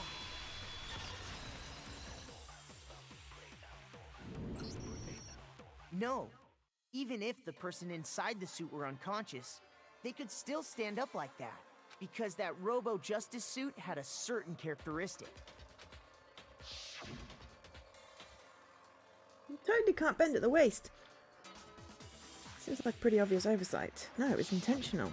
That's right! They totally made a mistake when they made it, so it couldn't bend at the waist. I'm not so sure that was a mistake. I think the suit was designed from the beginning to be used the way it was. Celeste and Hifumi took the suit they'd specially designed and stuffed Hiro into it. That's how they were able to fake that whole thing. The point of it all was to make us believe whoever was in the suit was to blame. Well then, I suppose this is checkmate. Checkmate?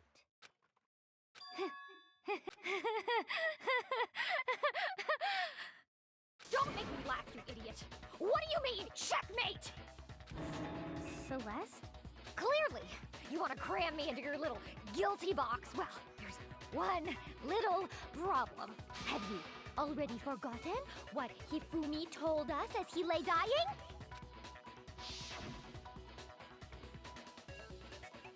Hey Ifumi, who was it? Who attacked you? Who tried to kill you? Who killed me? That's right, I remember their name. Nancy Hiro. When we asked him who had attacked him, his answer was quite clear, was it not? He said, and I quote, Yasuhiro. Okay, hang on. What is Celeste's? Celestia Ludenberg. I mean, unless she has two names.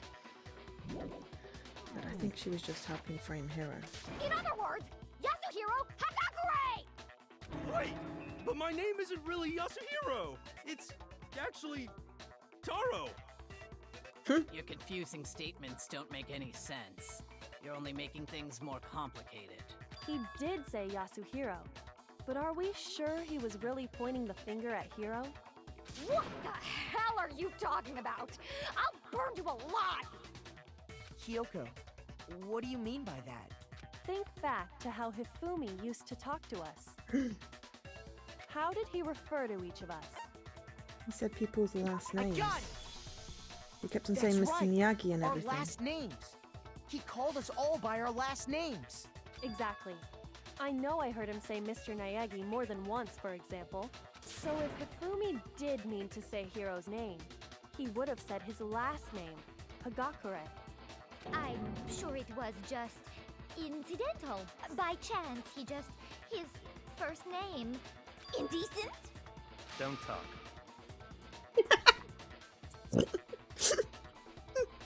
Random chance. Now isn't that a convenient explanation? Honestly, Byakuya is an arsewipe, but he's quite an interesting character. No.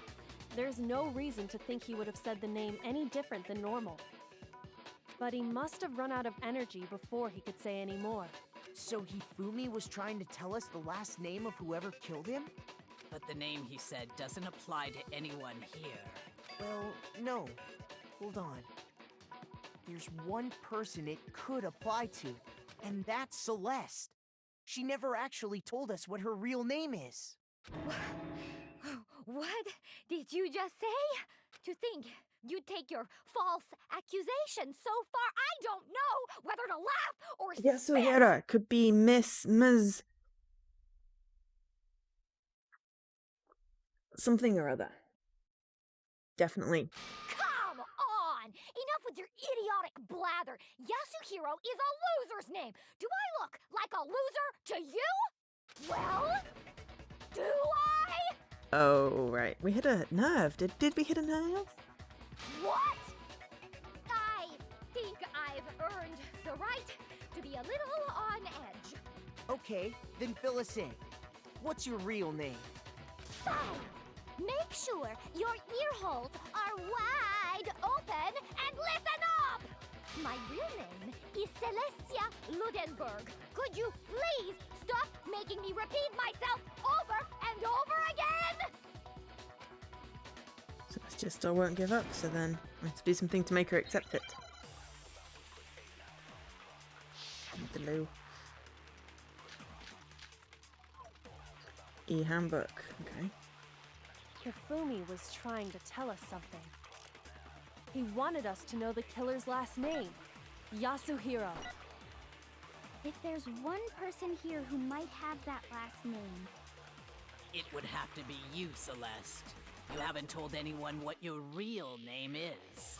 How many times do I have to tell you? My name is...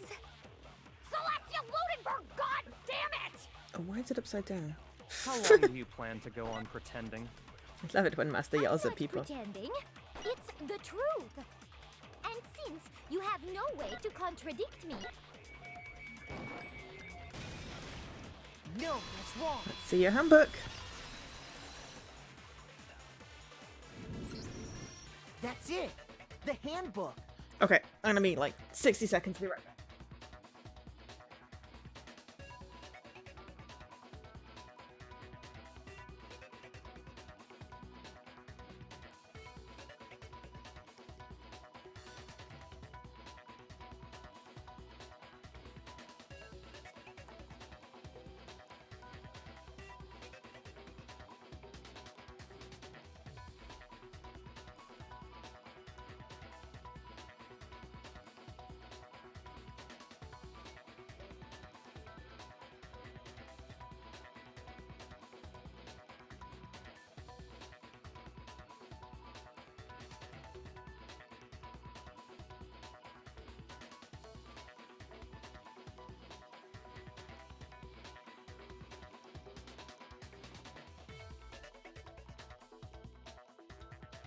What?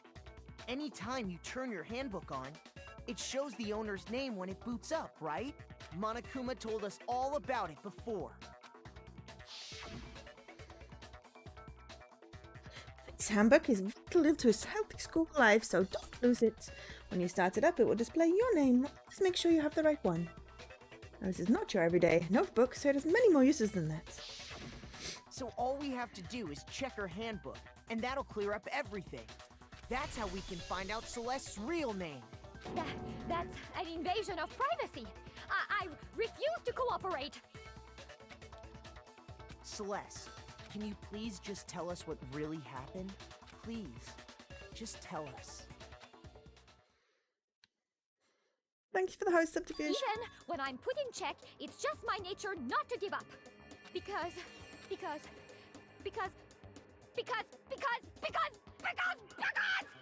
until the game's over, you never know what might happen. How you Fine, doing? then. Let me settle it. Let me go over the case again, from the beginning, and shed light on all your crimes. And that'll bring everything to an end.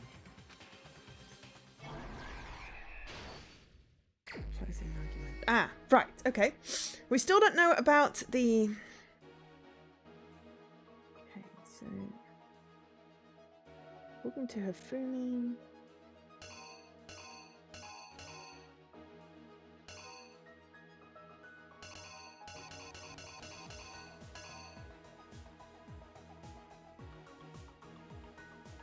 I'm not supposed to go here. How did they recruit? Okay.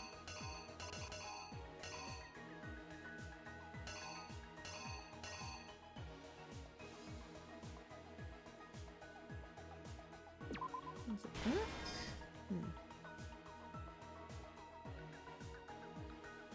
Fine, I'm enjoying this game, so... what's going here? Ah, what time? Okay, to the rec room was 1.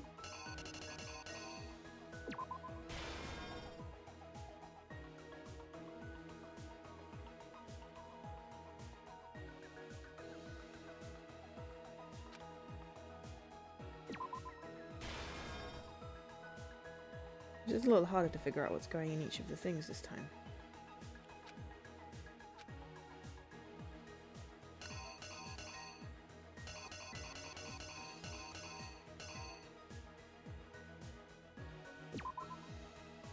Ah, they're framed in. Okay, and then we got another time. 7? No. 6, but that's not 6. Where's the 6? Oh no, the watch is on its side, that's why. I'm glad you're feeling better. That's good.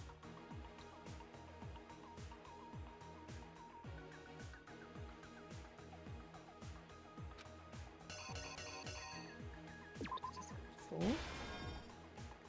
Then we saw that. There's something to fake the existence. Justice Hammer 2.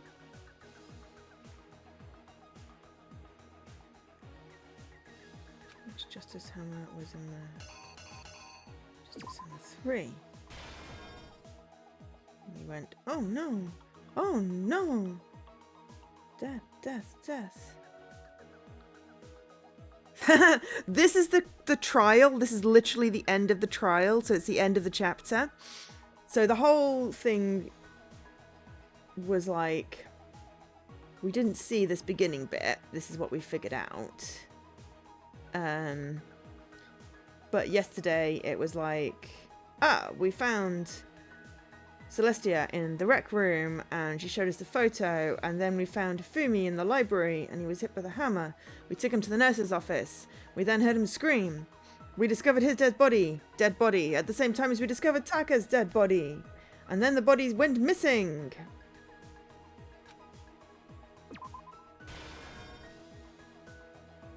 And then we discovered the bodies in the recce room.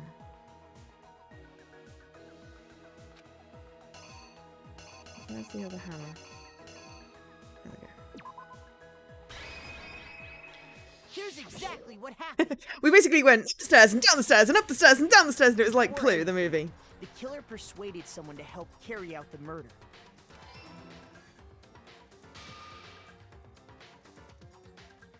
Hifumi. With an accomplice, the killer was able to execute a number of otherwise impossible schemes. But I figured it out. So I feel very happy about this one. I didn't figure out chapter 2 because I just didn't want to believe Mondo would kill someone. Figured out other bits, but not that part. Whereas this one, I was like, I totally believe it from all of these people. First, they convinced someone to meet them in the rec room last night at 1 in the morning.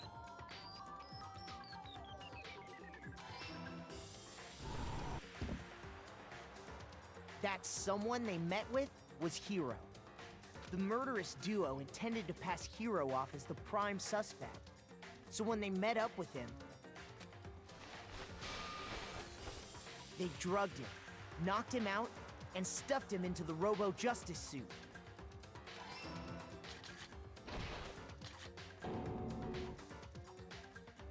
Next, Hifumi positioned himself to make it look like Robo-Justice was attacking him, while the killer used a digital camera to take pictures of the assault. They did all this just to create evidence that would put the suspicion on Hiro. When they were done with him, they shoved him, still unconscious, into the pool room locker. And then finally, at 6 a.m., they moved into the murder phase of their plan. They called Taka to the equipment room.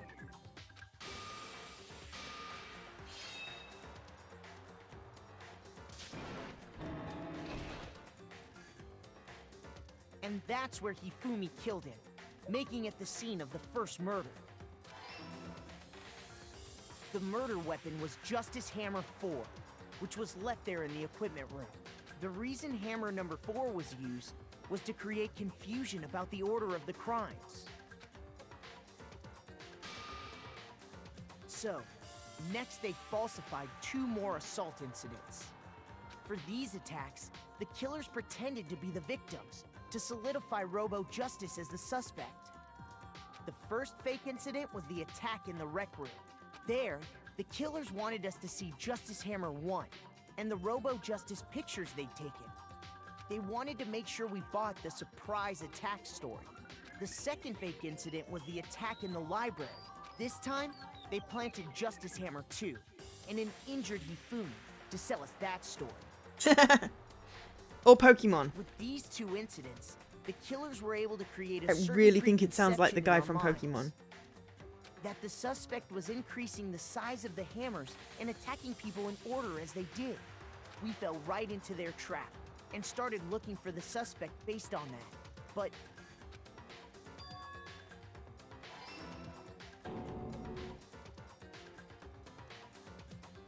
while we did that, we left Hifumi alone in the nurse's office. This was exactly what Hifumi was hoping for. He took a blood packet from the refrigerator and Justice Hammer 3 and turned the room into a crime scene in which he himself had apparently been brutally murdered. He let out a scream to draw us back, and when we returned, that's what we found. Meanwhile, the other group that had been out searching found Taka's body at the same time. So when we heard the body discovery announcement, we naturally assumed it was for Hifumi. We left the nurse's office, and Hifumi once again took advantage of the situation. He simply got up and made his escape. When we learned his body had disappeared, we all rushed back to the nurse's office, and once again, Hifumi had the chance he was waiting for. This time, he snuck into the equipment room.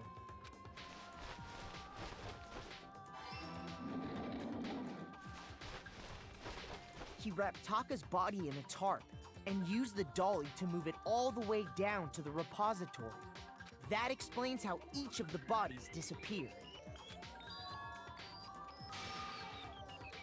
But even Hifumi didn't know what the true killer had in mind for their final act.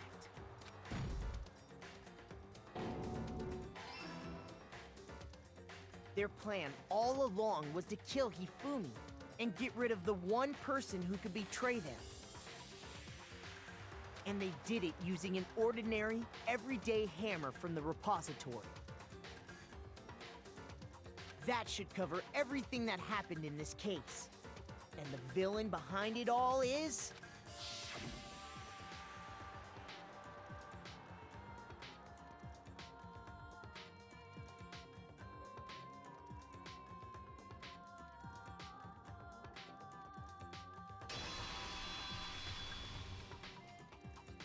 Celeste. Sorry, you lose. I lost? When was the last time I was forced to utter such words? It made you want to get $10 million, I imagine. They hang heavy around my neck. Then you admit it? You're the killer? Listen to you, trying to take charge, as if you're my private instructor. I, Celestia Ludenberg. Actually, no.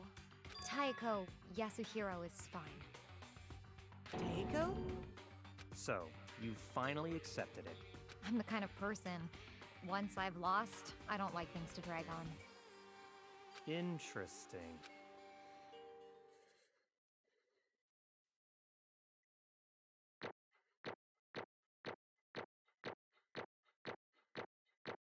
Nah, we got a B in some of the things, so overall we got an A. Oh, 99 medals! Nice! Okay, Monokuma. I'm ready to begin. Or, no. I suppose this is the end, isn't it?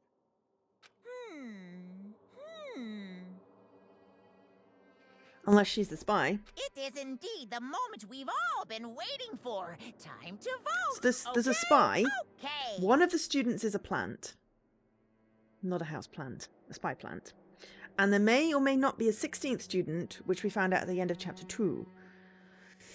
So, I think, because I am going to break for a little bit of food and a walk, and I gotta call my grandpa and get dinner. But I think tonight, I'm going to go through to the execution in a minute, but I think tonight I'm actually going to stream again because I just really want to play more of this game. So I'm going to stream, no obligation for anyone to show up, but we'll be starting chapter 4, and then tomorrow I'm basically going to pretty much stream as much of the day as possible. Because if I can get the story of this game finished this weekend, that would make me very happy. So, pretty much going to be a good portion of tomorrow is going to be stream. So if people want to tune in when they can, but I'm doing it for me because I really need to finish this story. So that's what I've decided. No worries, Subterfuge. Well, I appreciate you dropping by. If you want to see someone getting killed in an inventive way, please stay around for the next, 2 minutes.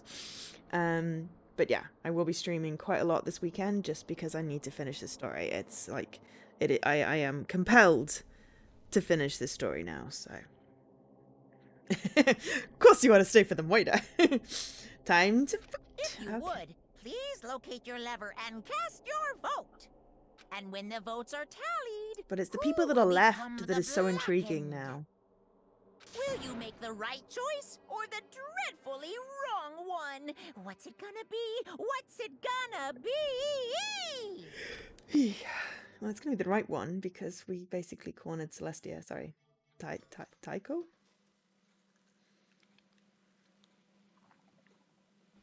We don't get to do anything here. Now it's just a cutscene which I'm going to turn up. What? It's basically a formality at this point, but once again you're totally correct. The Blackened this time, the true killer who devised the whole stinking scheme was... Ta-da! Celestia Ludenberg, or more precisely, Taiko Yasuhiro. Honestly. Right, I lost. Well, that sucks. I guess trying to work with someone else was a mistake after all. Fumi's ineptitude was beyond all my calculations. To be fair, he did pretty well. It was very clever.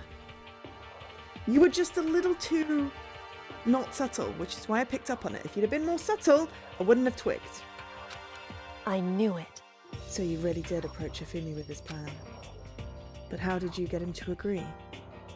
I can't imagine he would have happily agreed to commit murder. I'm sure she relied on her speciality, lying. My speciality? Don't make me laugh. I didn't have to lie to get him to agree. So then...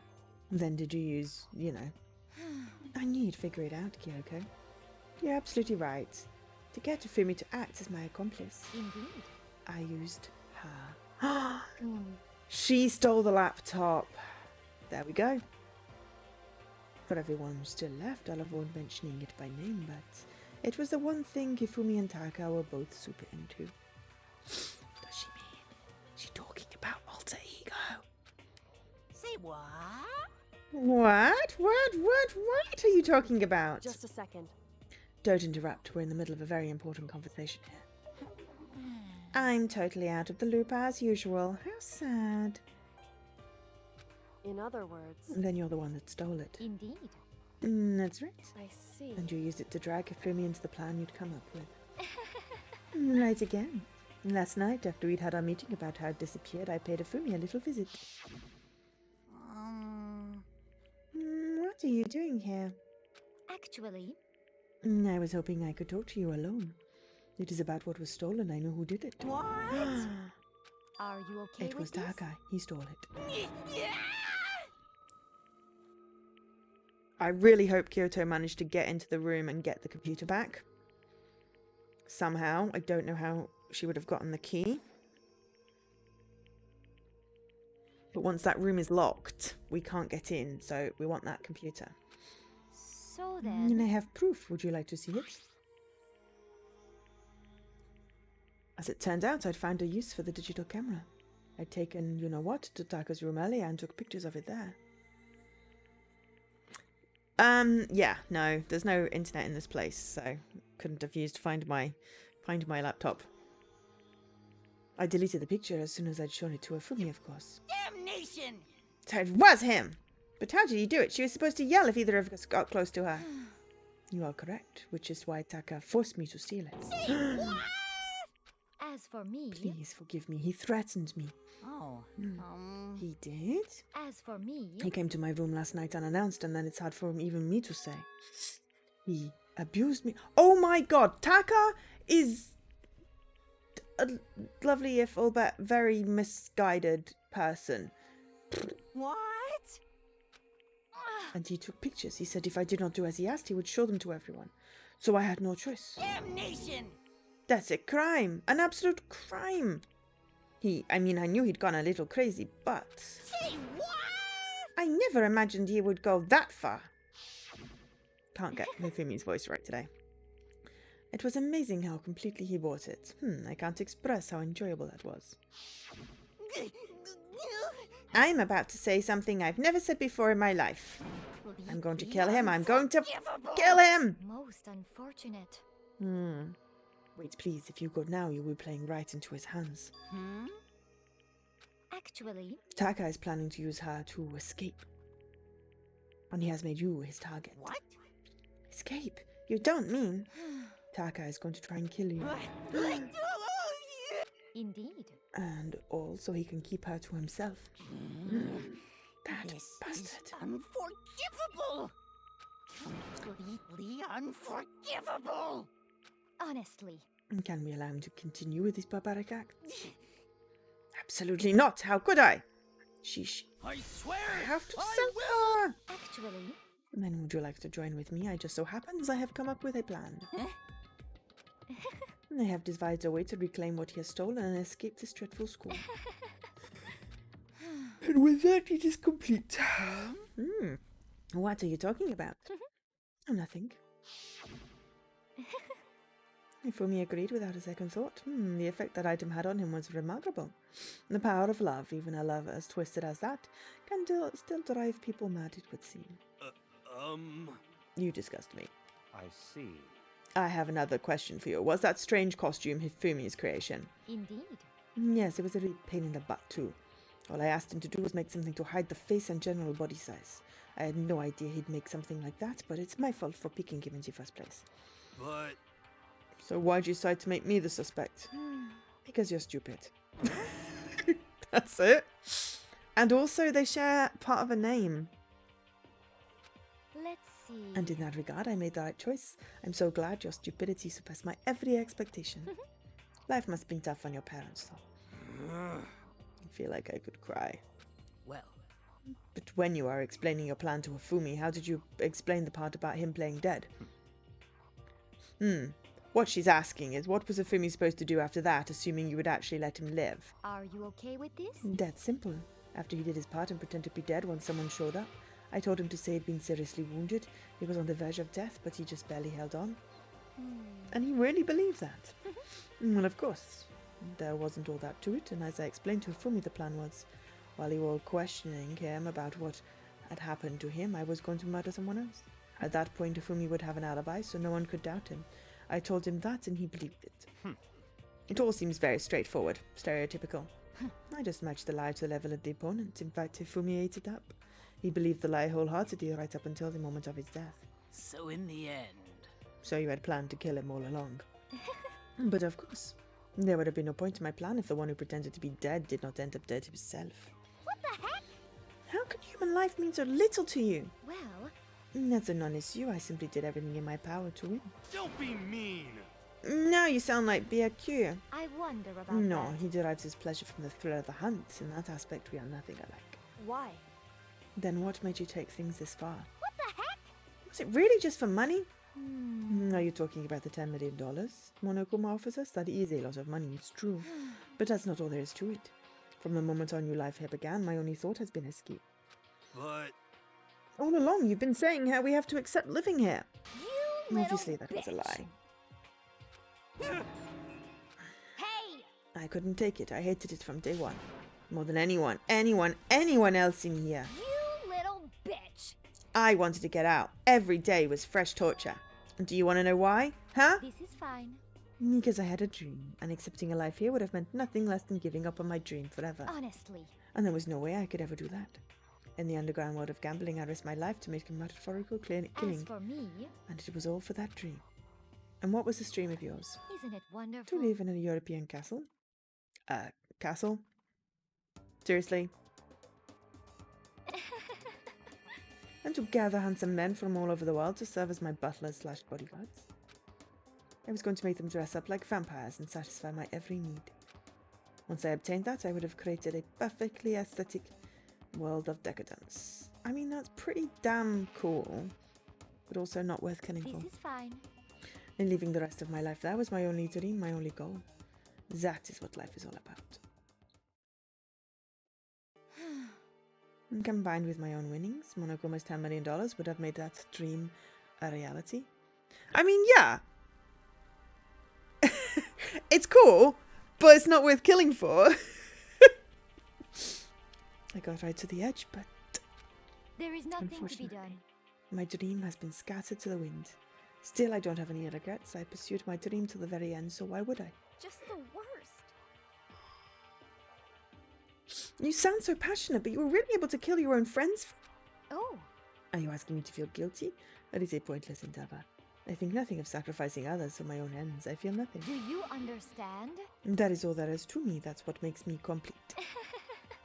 Isn't it terrifying how different our values are? There's simply no room for understanding. What is this? That's what we should be saying. And plus, how can you be so calm? Don't you realize you're about to die? Why aren't you scared? My ability to lie is unrivaled, and I take pride in that. It's not just other people. I can even fool my own emotions. The conscious deceives the unconscious. And that's why you're not scared. Yes, That's right. I don't feel death. Kill me however you like. Would you know, if I could be reincarnated, if I had a choice, Isn't then it wonderful? I think I would like to come back as Marie Antoinette. Hey. You'd just get executed again. Celeste smiled then.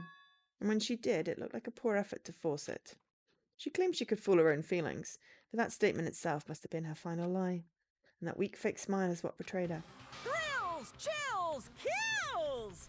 You all done? Okay, then let's get rolling. The black and disturbed piece must pay the price. Now then, I've prepared a very special punishment. For her, the ultimate gambler. Let's give it everything we've got. Like Russian roulette, maybe? It's punishment time! I guess I'll let Kyoko hold on to this. What? The room key, thank God. Will it Or the really locker give key. you the hope you're The looking locker for? key. She put it in a I locker. can't say I ever saw it that way.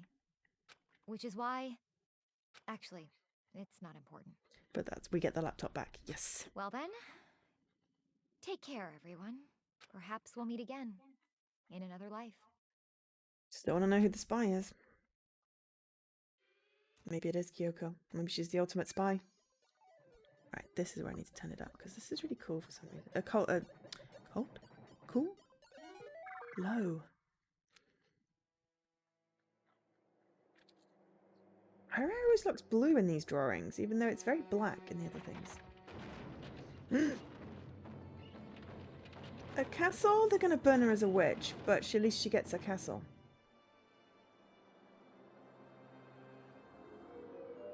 Burning of the Versailles Witch.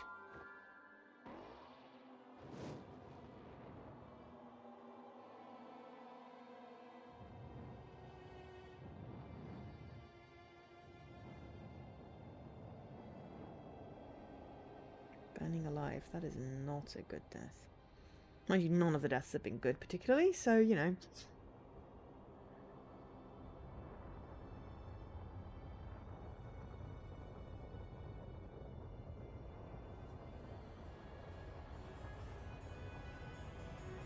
But, unless we see her blackened corpse, she could still potentially be gone out of this if she was the spy.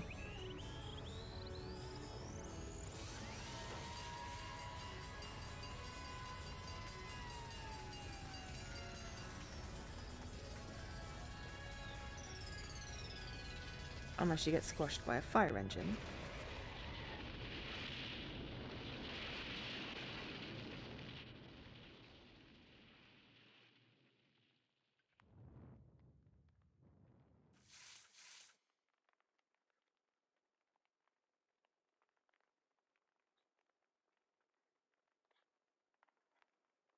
I don't know why that is so much quieter than the rest of the thing. Okay, turn that down again. Don't get deafened. It's over.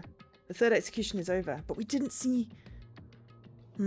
Celeste's death is over. Celeste killed my friend, so I can't pity her, but... So can't deny that at one point I considered her a friend too. Yes, because we are very naive.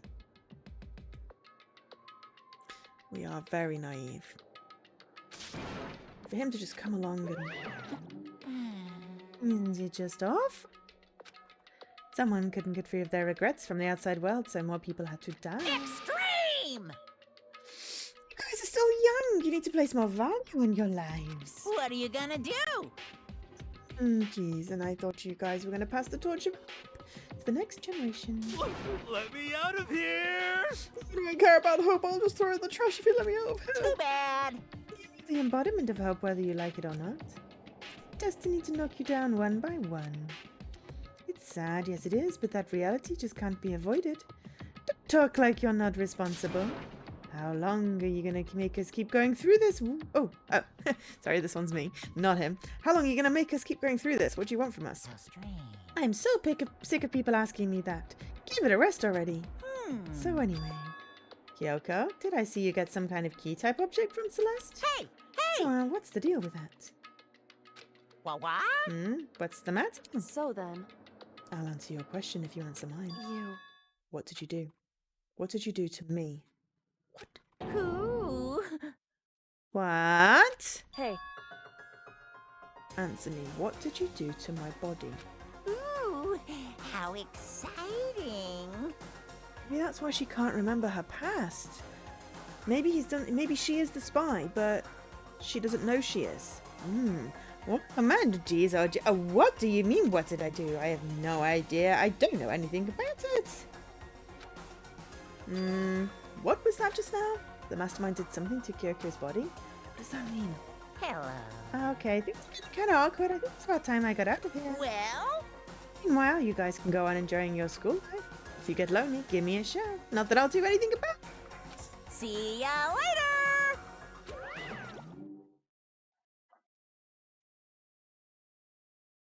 Monokuma disappeared, leaving us all depressed and in despair. So we've got serial killer, privileged pompous prick, clueless clairvoyant, fairly clueless swimmer girl, Sakura, who is awesome, and Kyoto, who is also awesome.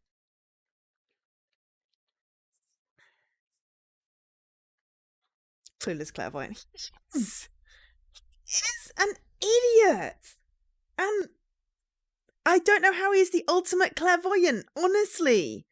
You know, you'd think someone like that would be just cleverer, honestly. So I am...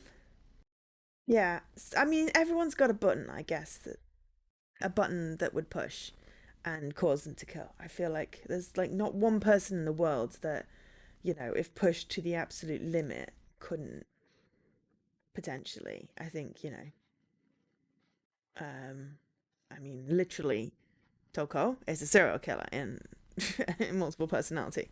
But I don't know whether she's going to kill anyone to get out. I think, you know, now we know who she is. Now it's sort of secrets out type thing. Unless Byakuya dies.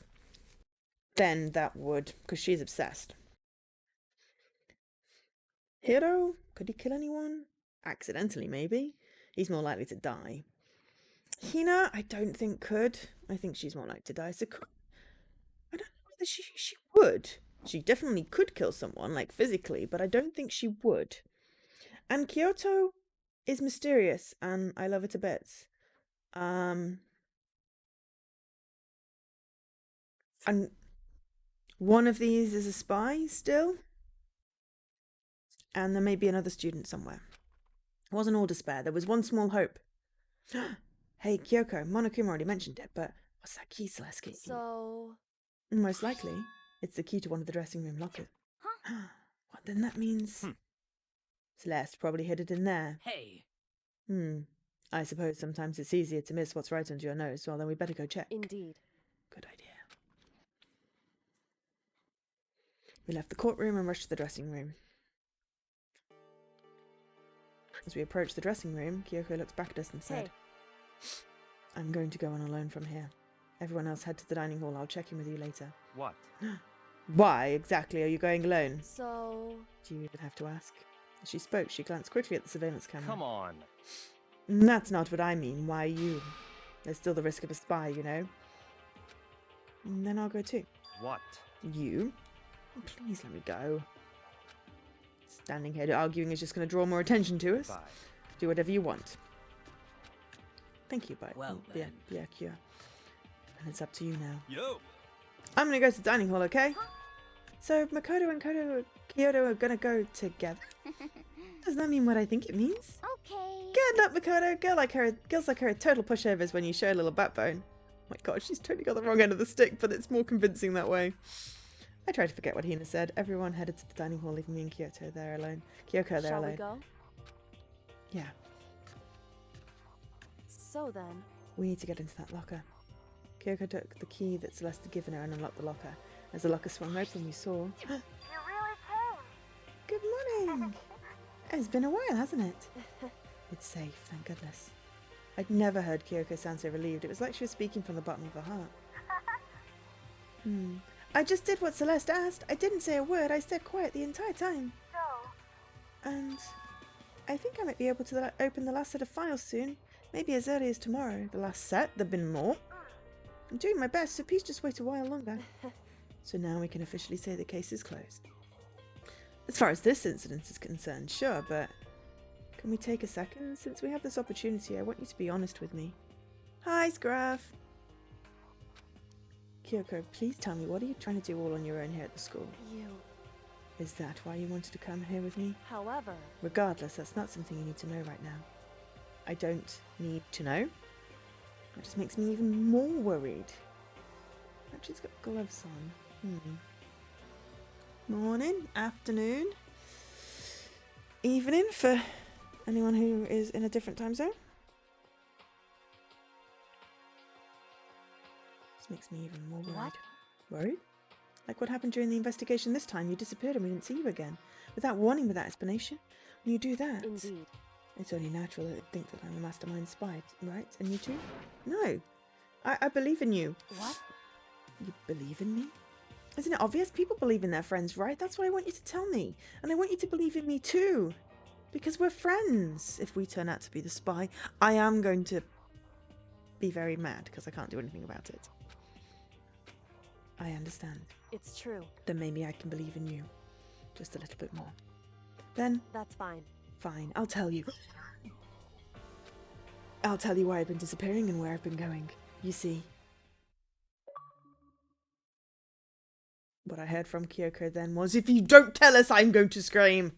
Well, frankly, it kind of blew my mind. Right after I told Kyoko I believe in her, she told me a story that was, well, almost unbelievable. I decided I had to confirm what she told me with my own two eyes, so I waited for nighttime to come. And when it did, I went into action. Is she a robot? Is she a robot? Correct. The boys' bathroom on the second floor doesn't have a surveillance camera or monitor in it. And the storage closet there, way in the back. She said it was way in the back of the boys' bathroom storage closet, but could Kyoko really be right about this?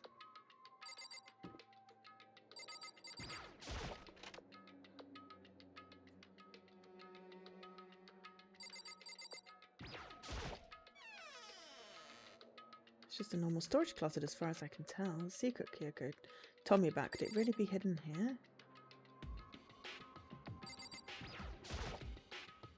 She said it was way in the back of the storage closet. I mean, seriously? Without thinking, I placed my hand on the back of the storage closet, and suddenly, as if I were being yanked in... Secret passageway! At the same time I heard that sound, I fell through the wall. I had no idea what was going on. What was she exploring the boys' bathroom? I mean, I suppose it's the best place to hide something. People tend to just ignore the bathrooms. I'd fallen through the back of the storage closet. It was like a revolving door, and I made my way to the other side, just like Kyoko had said. Correct. The boys' bathroom on the second floor is a storage closet, and way in the back of that closet there's a secret room. So this is a secret room, but what's in here?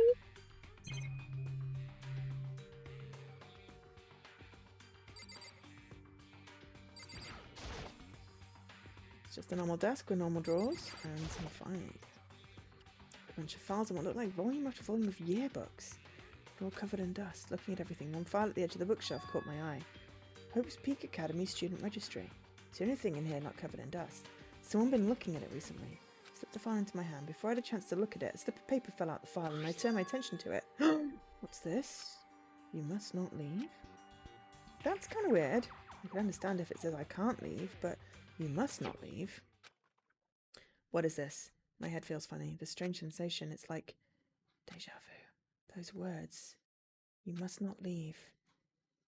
I've seen them somewhere before. But I can't quite remember.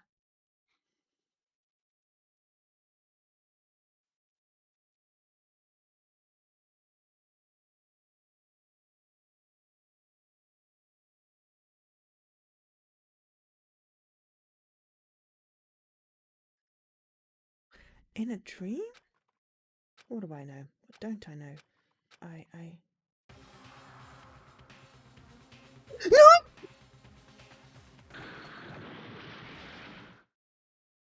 A strange sound rang throughout my head. It felt like it was shaking my brain back and forth. And then darkness. I don't understand what's happening. I don't know what started it. It's all over. And with that, I opened my eyes. I didn't know how long it had been. Oh no! All the facts are gone! I was just about to get some answers. Ow. Apparently something hit me and I lost consciousness.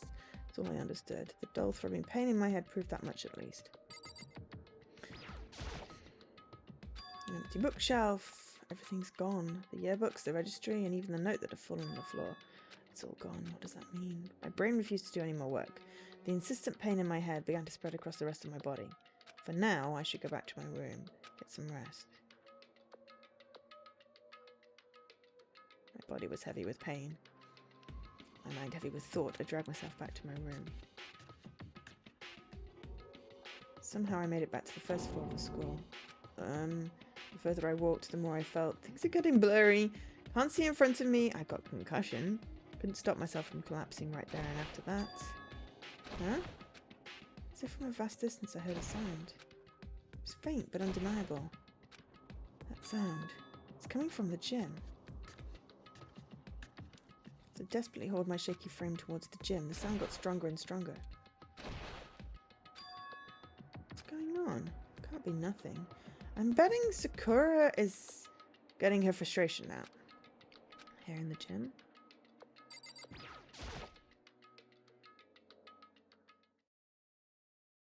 I make a sound as I open the door. The sounds coming from inside, meanwhile, intensified all that more. Yep.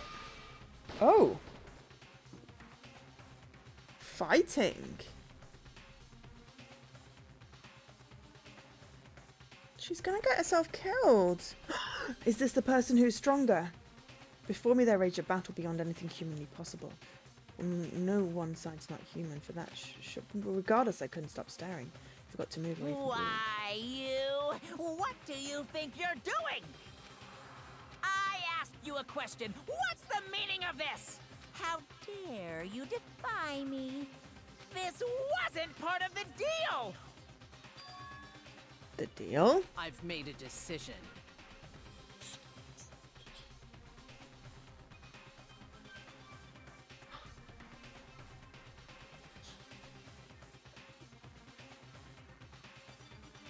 I wondered whether we were actually robots and our consciousness has somehow been transported so people weren't actually dead, which is why that photo exists.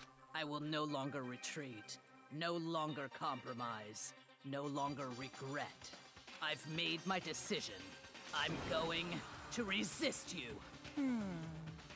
Okay, but you do realize what will happen if you go through with this, right? You haven't forgotten, have you? What I'm holding hostage? What am I looking at? What am I hearing? A hostage? Then could it be? The mastermind spy is the one person I thought it couldn't be. Next Generation Legend, stand tall, galactic hero! The end.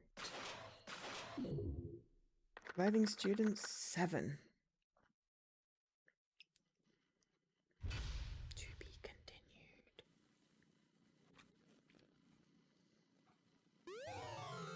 We received the Super Robo Justice present! Do you want to save the data? Chapter 3 ending. Yes. 3 is a crowd. Finish chapter 3. Alright. Okay, so. We just saved at the end. So, I like this pairing. Right, I'm gonna go for a walk because it's 3 o'clock. Can I go for a walk at 3 o'clock on a Saturday? I'm gonna make some food and I'm gonna come back tonight probably around about 8 because I do 8. 8 is nice and easy. So I'll be back around 8, which is in like 5 hours for anyone who's not on the UK time zone for chapter 4.